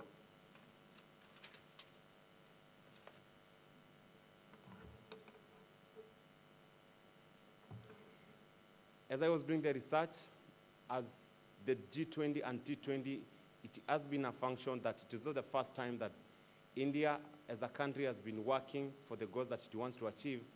The green energy mission by Prime Minister PM Modi, I was able to do a thorough research on it, and the Prime Minister Modi addressed the COP26 Climate Summit on November 8, 2021, and shared India's commitment to the environment through Vision 2030 plan. The Vision 2030 aims to reduce the Indian's carbon footprint and shift towards clean energy. The plan focuses on several key areas, including renewable energy, electric mobility, and enhancing forest quality and reducing pollution. Because of time, I will wind up my presentation from that point because I could have so many things that we can share together, but because of time, I cannot do it all. I will end by saying that I, as an international student and as a representative of African students, we are very proud to be here. We really feel privileged. We really feel that we are home, away from home. And as I wind up, I want to quote something that Nelson Mandela, the president of South Africa, said. As he was retiring as a president, Nelson Mandela said that even though South Africa was able to achieve something when he was in power, but the struggle must continue. Thank you very much.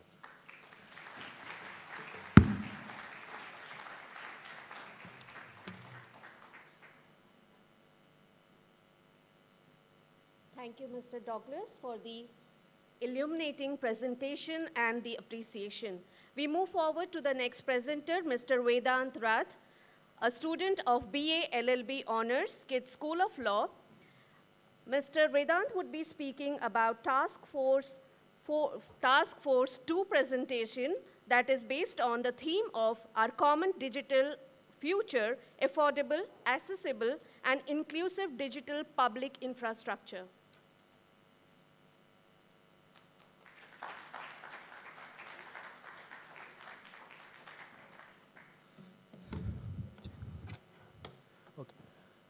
Good afternoon to all esteemed dignitaries and respected members of audience present here. This is Vedant Rath from KIIT School of Law, and I'll be talking about the Task Force 2, which is our common digital future, affordable, accessible, and inclusive digital public infrastructure. Let's start with the introduction, where I'll tell about what we'll cover. We'll specifically emphasize the importance of affordable, accessible, and inclusive digital infrastructure. We'll also identify the challenges and solutions to achieve these affordable, accessible, and inclusive infrastructure. We'll also delve into the role of youth in contributing to these developments. Let's start with a very common question: what is digital public infrastructure? It is an underlying technology and system that enables the provision of public services and supports the financial of a digital economy. Essentially, it works like an electric socket as we see. We know the socket from the front, but the underlying circuit is not visible to us. This is what essentially the digital public infrastructure is.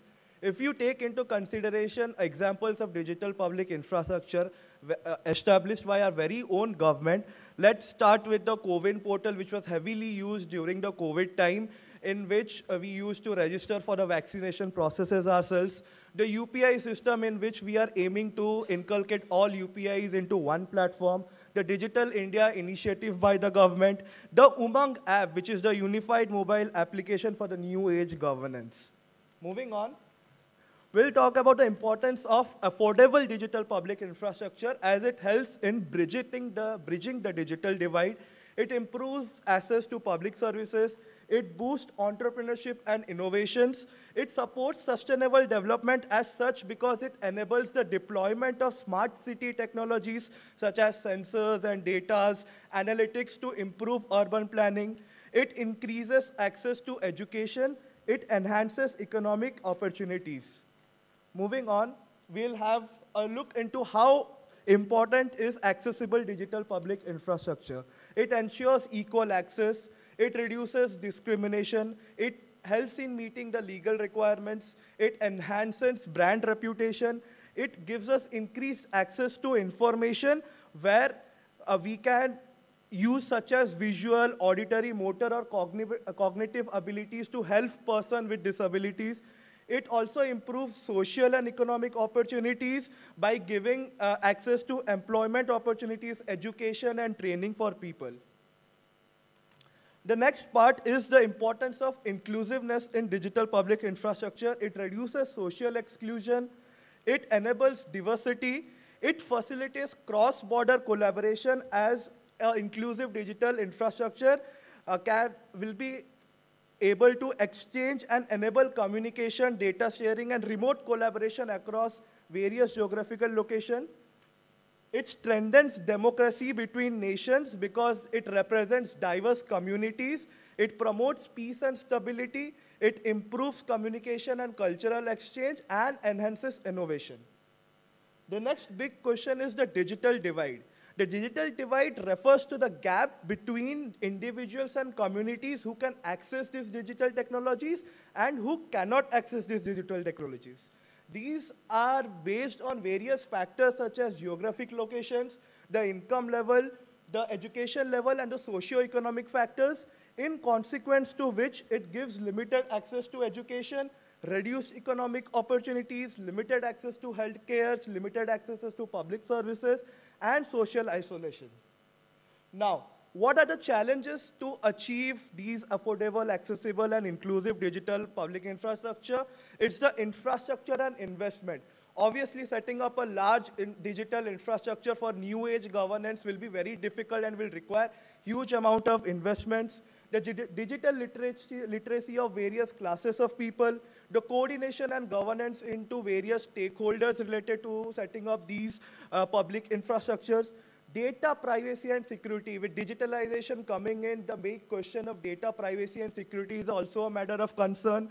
regulatory and policy frameworks which must be introduced to monitor these data privacy and security and prevent breach of data, affordability, language and cultural barriers. Moving to the solutions to bridge this digital divide, we can expand the existing digital infrastructure, we can conduct more and more digital literacy programs, we can give affordable access to the lower class or the socio-economic classes which cannot access these infrastructures, we can do community-based programs, and we can have inclusive designs where we can include public-private partnerships, various policies and technologies and practices which will give a positive outcome to digital public infrastructure. Now, coming to the last part, which talks about the role of youth in bridging this digital divide. Digital literacy training programs given by youth, because they are more proficient with the new digital technologies. They can also engage in community initiatives to make people aware. They can develop new digital technologies, new entrepreneur skills, and they can advocate for policies and programs. To conclude what I say, we can call all policy makers, private or whether government, to collaborate together and take India towards a new digitalized future. Thank you so much.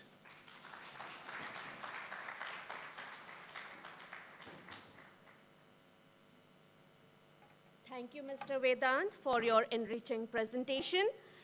We move forward to the last presentation of this evening by Mr. Yasar Parvez, a student of BA LLB Honors, KIIT School of Law, KIIT deemed to be University, who would deliver his presentation on the task theme 5, which is Purpose and Performance, Reassessing the Global Financial Order.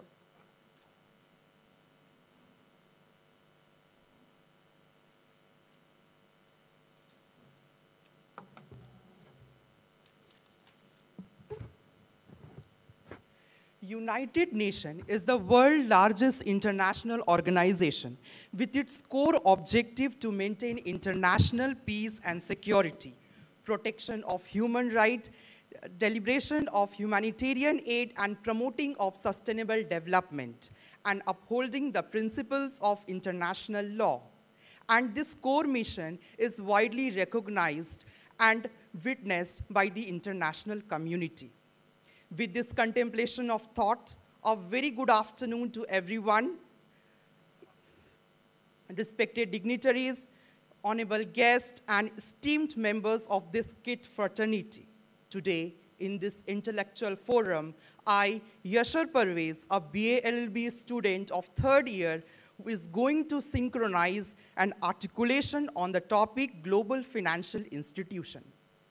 Interpretation reflects that IFI is the central institution of UN system of financial competencies, which is sanctioned and authorized by multiple countries on collaborative network to achieve international monetary cooperation and stable financial rate to foster world economic system on global framework. It is widely recognized as a global financial institutions of monetary capacities and stable financial assets that would integrate monetary values and thrives for prudent financial practices that would suffice for better management control of finance in international exchange programs. It is a worldwide regulation accountable to play fundamental role for the development of social and institutional programs and activities which provides technical assistance, strategic solution, and humanitarian interventions on development projects, institutional activities by eradicating the global cause of poverty and raising the standard condition of the people and to maintain harmonization in the utility process of monetary values, thus safeguarding international schemes and agendas. Reforms of IFI. There are several reforms of the IFI that formulated and implemented within the ambit of global financial institution, and they include legitimacy, conditionality, effectiveness, financial sustainability, and capacity.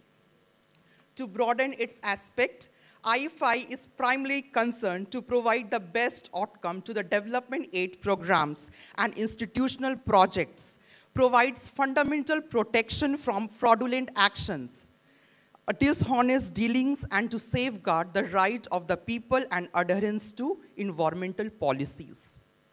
Conditionality is another, but a multifaceted standard approach of loans and monetary inputs provided by IFI, and generally refers to such courses of action in which buyers should acquire the amount in a sufficient quantity, and non-compliance to which can lead to termination and cancellation of the loans, and is in such a situation, authoritative action should be exercised to produce the best desired outcome. It is the effective process of institutional conditionality and monitors borrowers' interest and sense of commitment to perform on focusing on long-term issues and transparency, thus increasing the rate of accountability and transparency. The last, the financial capacity, is responsible to assess the kind of obstacles the IFI encounters, like the avoidance of unbalanced growth of world economy, scarcity of financial resources, and developing countries are analyzing deeply into these issues. By increasing fundable amounts, providing monetary assets, and in contrast, it is beneficial for both private sector as well as global market. Moving forward, the institutions of IFI. There are several institutions in the list, and I'm going to identify any two: the IMF, International Monetary Fund, and the World Bank. Both this financial institution was established in Bretton Woods Conference in the year 1944 July. They share common objective of raising the conditions of the people and eradication of global poverty, thus addressing the financial capacity.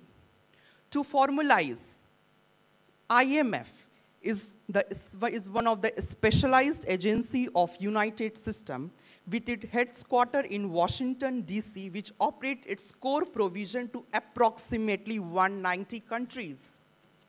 It is a wider collaborative network wherein the member states are the stakeholders in formulating structured plans and certain courses of agendas to an extensive height in a manner to provide job diversity and increase the multiplication of employment rate for meeting higher and longer term competency in the commercial network.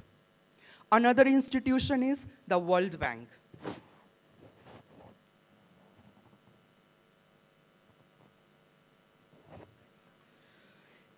This institution was also established in the year 1944 with its headquarters in Washington, D.C., solely responsible for providing financial incentives, loans, and fundable amounts to the government of middle-income countries in order to reduce global poverty and means of starvation and ensure financial prosperity. There are 5 constituents of World Bank Group, and to which it is mentioned here.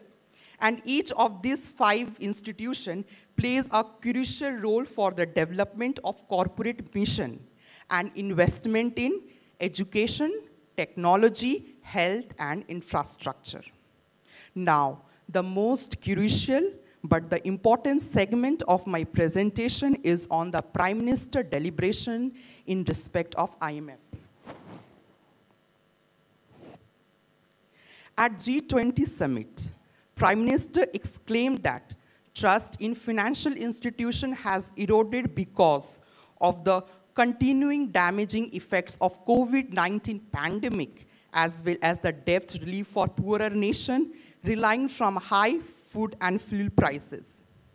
Furthermore, he stated that there is a need to collectively strengthen multilateral development bank for meeting global challenges like climate change.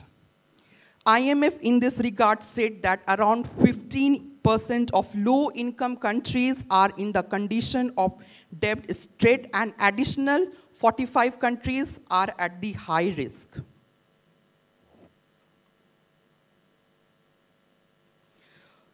Another deliberation focuses on his virtual address in the inaugural function of 7th edition of Invest Madhya Pradesh Global Investment Summit in Indore.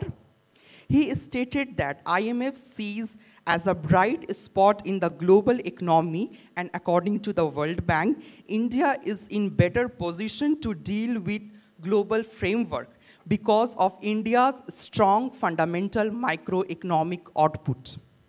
Furthermore, he stated that optimism is India by three important factors that includes strong democracy, young demography, and political stability, to which India is taking decision to boost the ease of business, industry, and commerce. India has always been on a path to reform, transform, and perform since 2014. And Atmanirbhar Bharat Abhiyan scheme has added a great monument to the significance. And as a result, India has become a greater investment source. Moving on, in this regard, the Organization for Economic Cooperation and Development has stated that India will be the fastest growing economics in G20 group. And India is moving towards the world's largest economy in next 4 to 5 years.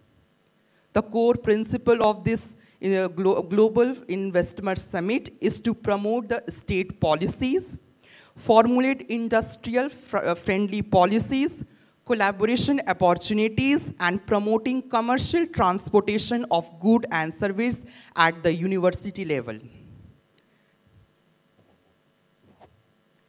To simplify the extensive coverage of international financial policy in a nutshell as a conclusion, I would say that IFI is the worldwide phenomena of financial management and global monetary exchanges, operating its international objective to strengthen world economic power, and which are the key stakeholders for the global financial system, and plays intrinsic role in assisting its member state with technical solutions through critical examination on how to strategically and effectively utilize these financial powers and monetary advantages for greater production of futuristic income and assuring financial independence and economic leverages.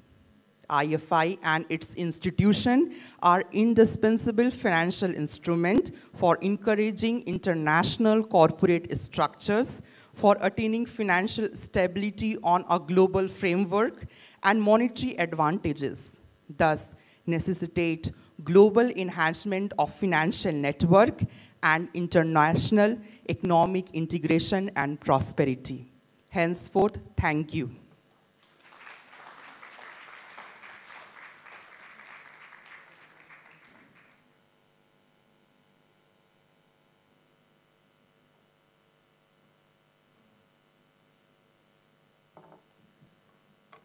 After such a wonderful presentation from our students and talks by our dignitaries, there must be many questions which you might be thinking of to ask them.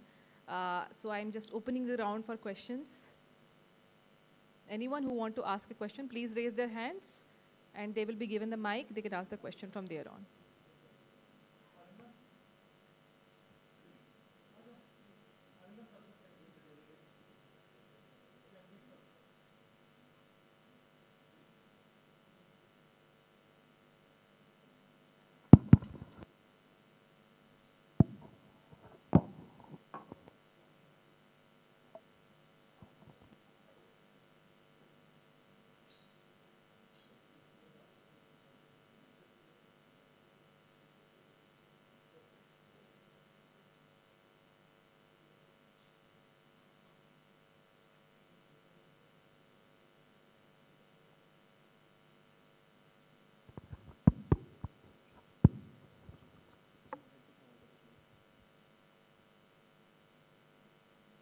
Am I audible? So the first question is, what steps are being taken up by the government of India to achieve goal number 17 of the 17 Sustainable Development Goals, it states about partnership of goals. Yes. So, any of the panelists can, because it's something which was talked by all of you. So, if anyone can, yes, sir.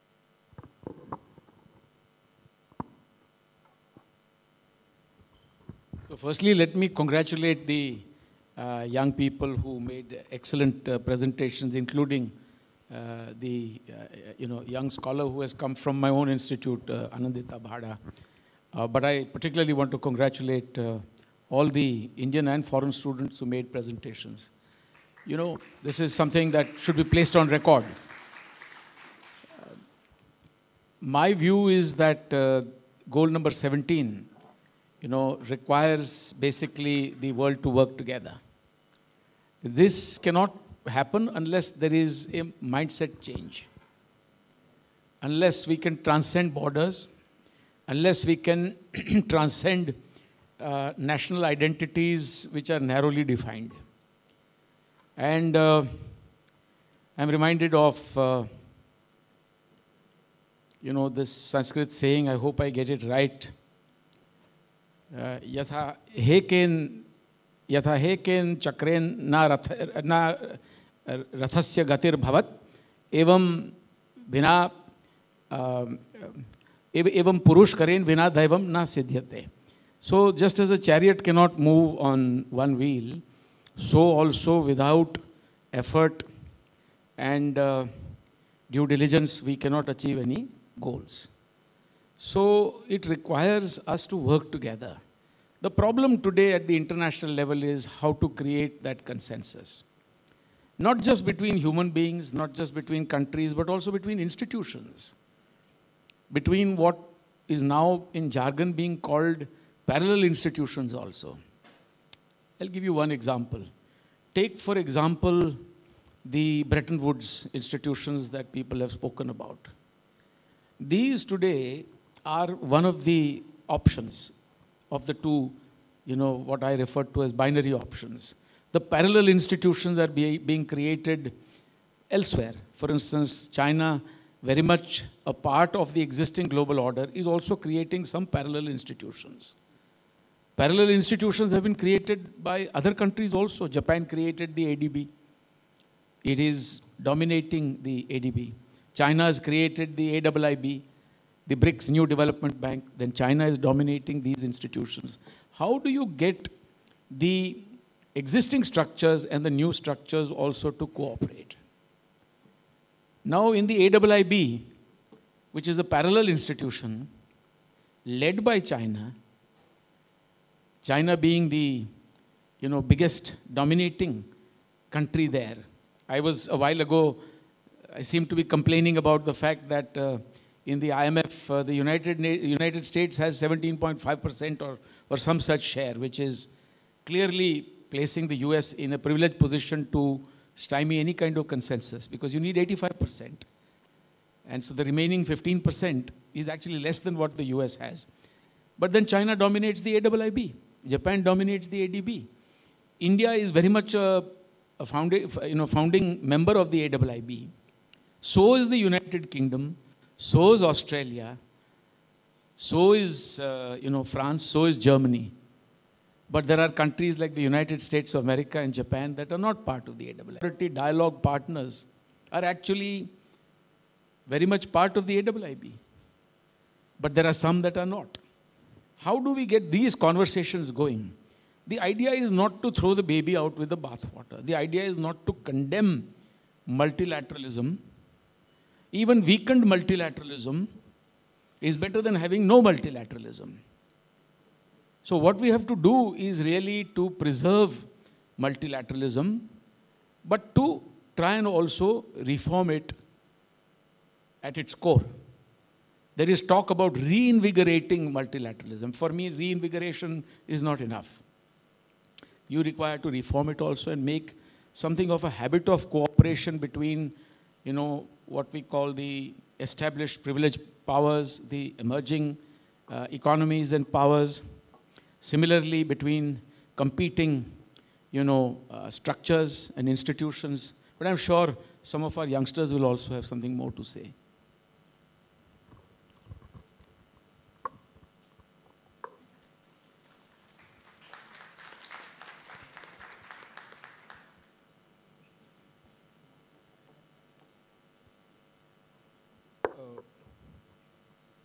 Good afternoon, sir. I have one more question, which is, how can the G20 task force better engage and involve stakeholders from different sectors, which also includes civil society and also private sector?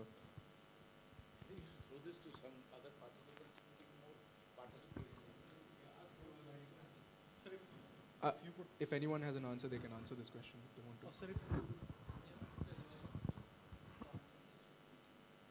Absolutely, sir. I mean, you. So how can the G20 task force better engage and involve stakeholders from different sectors, which also includes civil society and private sector? You see, under the India's G20 presidency, the whole objective is to disseminate information about the priorities, objectives, agenda among the citizens and the public in general.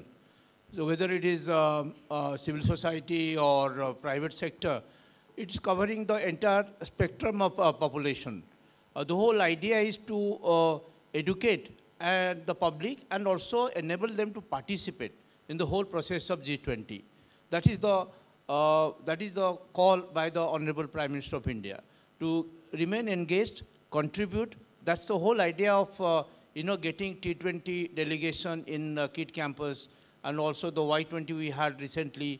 Recently also we had the C20.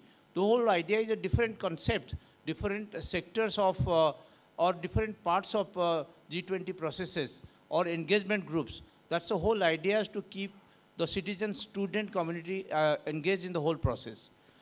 We all consider the youth is the future leaders of the country. So through you, the priorities, the objectives can be fulfilled. You are supposed to take forward or carry forward the objectives of the nation and the global priority in general. Thank you.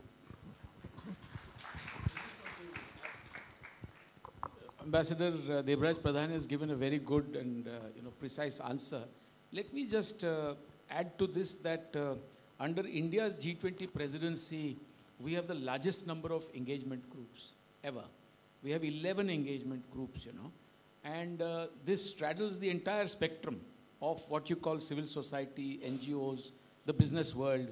That is why you have, for instance, the B20, which is in fact led by the MD of Tata Group, Mr. Chandrasekharan, or Civil 20, which is led by Ma Amritanand Mai in Amritapuri in Kollam in Kerala.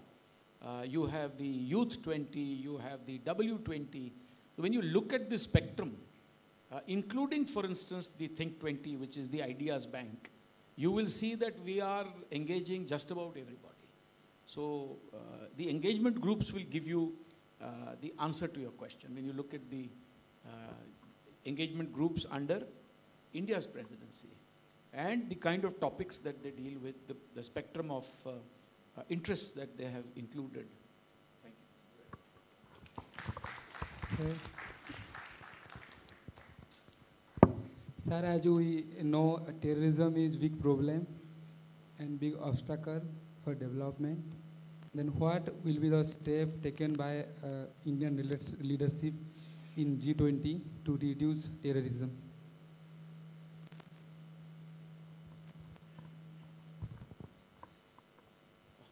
That's okay. It doesn't look good. Look, for India, terrorism is in fact front and center. And so every conceivable opportunity is used to flag the challenge of terrorism. And if you look at the statements that come out at the level of the foreign ministers, etc., you will find a reference somewhere again to terrorism also. But it's difficult to get the G20 in its entirety to agree, seamlessly on any particular definition of terrorism, because the definition of terrorism has actually eluded consensus at the global level also. At the United Nations, for instance, for long there has been a demand by countries like India that we should have an international convention against terrorism. But the definitional aspects of terrorism, in terms of good terrorists, bad terrorists, people that harbor terrorists, define them differently, give them different labels, this makes it very difficult. But there is growing consensus at the plurilateral level within the G20 on these critical issues. So if we cannot do things at the G20 level, it does not still prevent us from seeking what we call near consensus with other like-minded partners within the G20.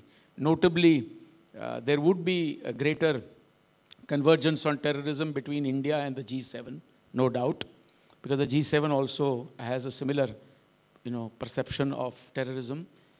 India can also use Japan's presidency of the G7 to achieve this kind of an objective, because India and Japan in their bilateral statements have always agreed on the common threat of terrorism.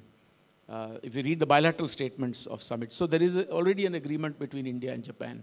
And since we are respective chairs, there is ground here to work together. But there may be others that may not be able to see terrorism exactly the same way, because people belong to different groups.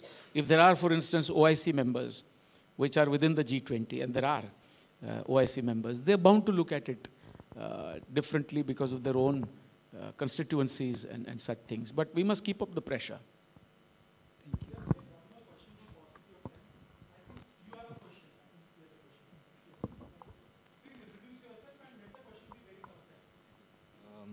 I'm a student from Mass Communication. My question is short, but it is for everyone. So as emphasized on, climate change has been a great problem, but don't you think there are bigger problems to address first, like eradication of poverty, food and improvement of living conditions in third world countries? Because this seems to fulfill the purpose of Vasudhaiva Kutumbakam.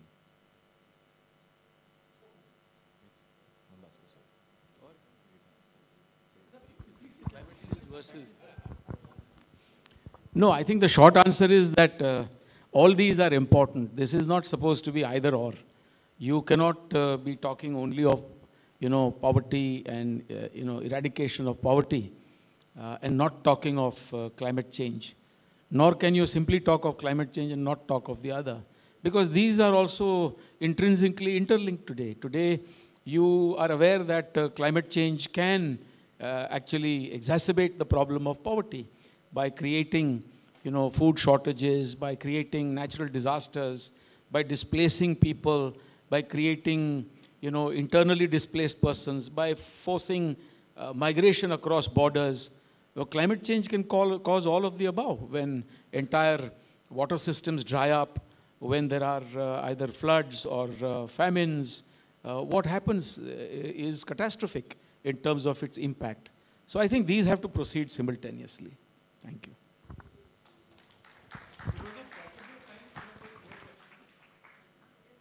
But all your questions are well noted.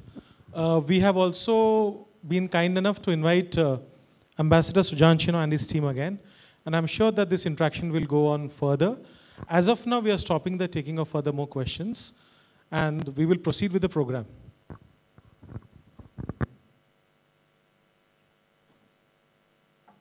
With such an exuberant interaction, we come towards the end of this significant program. May I now invite Mr. Prateek Mishra, Assistant Professor, KIIT School of Law, KIIT deemed to be University, to kindly make the concluding remarks.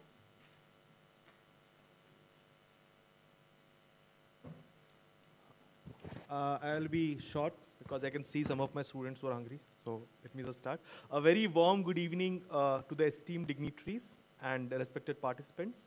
It is indeed a privilege to be a part of such an intellectually stimulating and fruitful discussion on India's leadership of G20 and global priorities. The role of India is crucial in the present geo-economic scenario, as rightly pointed out by our expert and learned speakers. The key takeaways for today's discussion are as following. The benefits of process of globalization needs to reach the marginalized sections of the society.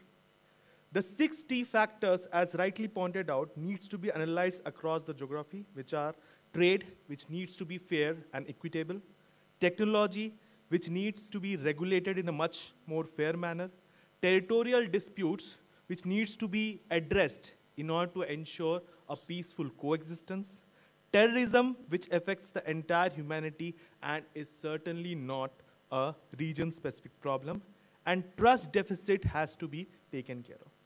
We also need to take care of rapid change in the global financial institutions and needs to be reformed in that era with respect to the special drawing rights and climate finances.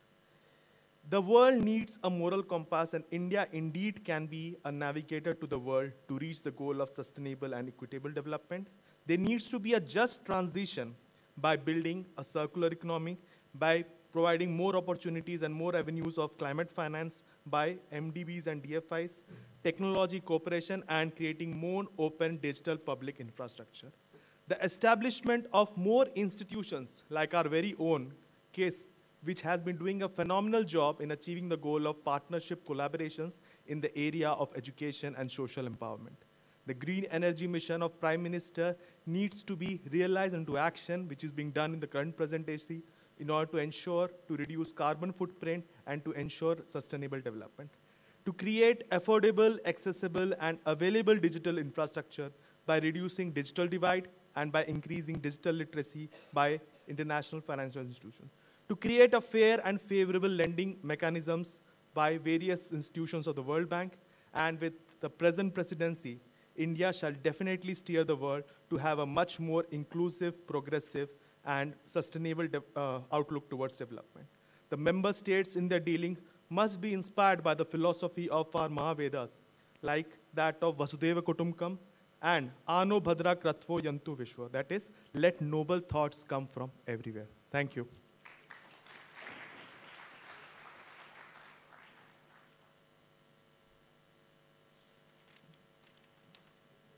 Thank you, sir, for rewinding the highlights of today's discussion.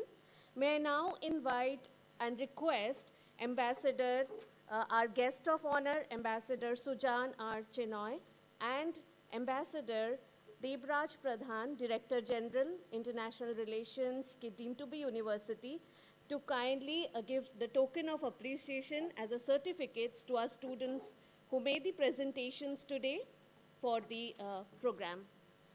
I request you to please come to the stage. Thank you.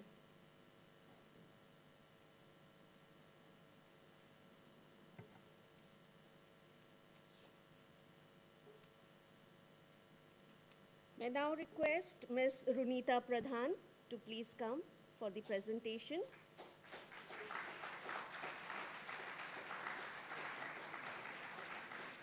I request Ambassador Sujan R. Chinoy to kindly present her the certificate.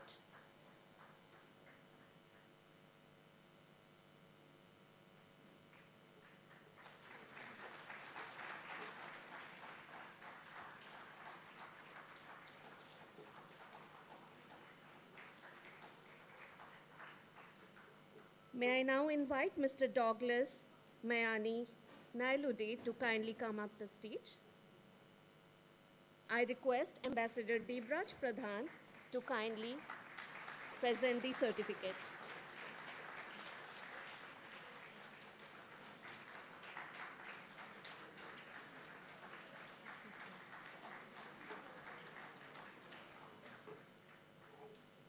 I would now request with Mr. Vedant Rath, student of KIIT School of Law, KIIT deemed to be University, to kindly come up the stage.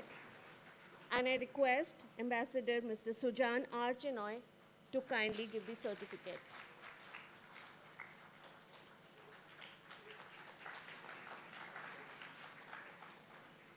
Lastly, I invite Mr. Yasar Parvez, student of KIIT School of Law. I request Ambassador Debraj Pradhan, sir, to kindly give the certificate.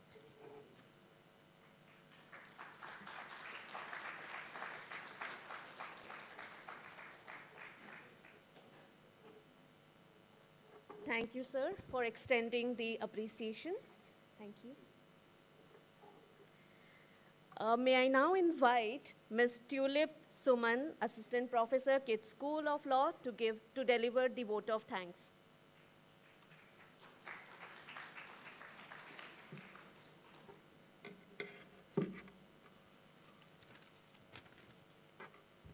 Thank you so much, ma'am, for promoting me here and now. Well, now I would take the privilege of extending our gratitude to our honorable patrons, without whose guiding light, our journey to success wouldn't have been a smooth sail. First and foremost, I thank Professor Dr. Achyutananda Samanta, honorable founder of KIIT, deemed to be university in absentia, whose huge contributions in the field of education, health, art, culture, rural development, social service is not only inspiring, but soul awakening for millions around the globe. Thank you, sir, for inspiring us in countless ways. Next, I would like to thank our guests who spared their precious time and thoughts with us. Well, what I have taken from their talks is what was succinctly pointed out by His Excellency Sujan Archinoy, that trust is lacking among nations, both lacking among and within the nations, which needs to be dealt with immediately, so as to think of the entire world as one family, achieving the motto of Vasudhaiva Kutumbakam. And with the recent events, we can say that that is not going anywhere. And as enumerated by Ms. Anandita Bhada, the importance of complete realization of the 3 Rs, reuse, reduce, and recycle. With the green transition, I'm sure all of us will have enough food for thought from this discussion. Next, I would like to thank Professor Dr. Sasmita Samanta, Honorable Vice Chancellor of KIIT, deemed to be university in absentia. She has been the backbone of our esteemed institution since its very inception. Her stewardship has always motivated many to take long strides towards achieving this university's mission and vision. Moving forward, I would take the opportunity to thank our Honorable Registrar, Professor Dr. Gyanaranjan Mohanty in absentia, who always have been a pillar of strength for this institution.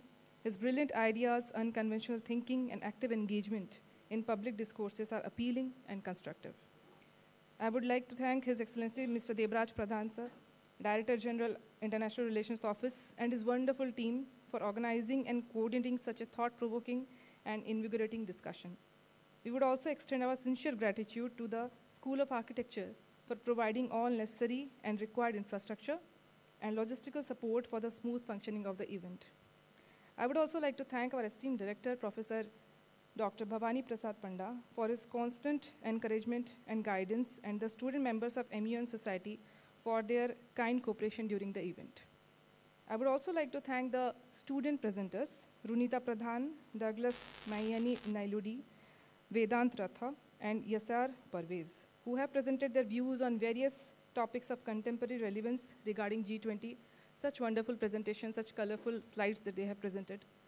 At the end, last but not the least, I would like to thank the audience for your patience and cooperation in making this event an absolute success. Thank you so much, everyone. Shubham Bhavantu, Mangalani Bhavantu. Thank you so much.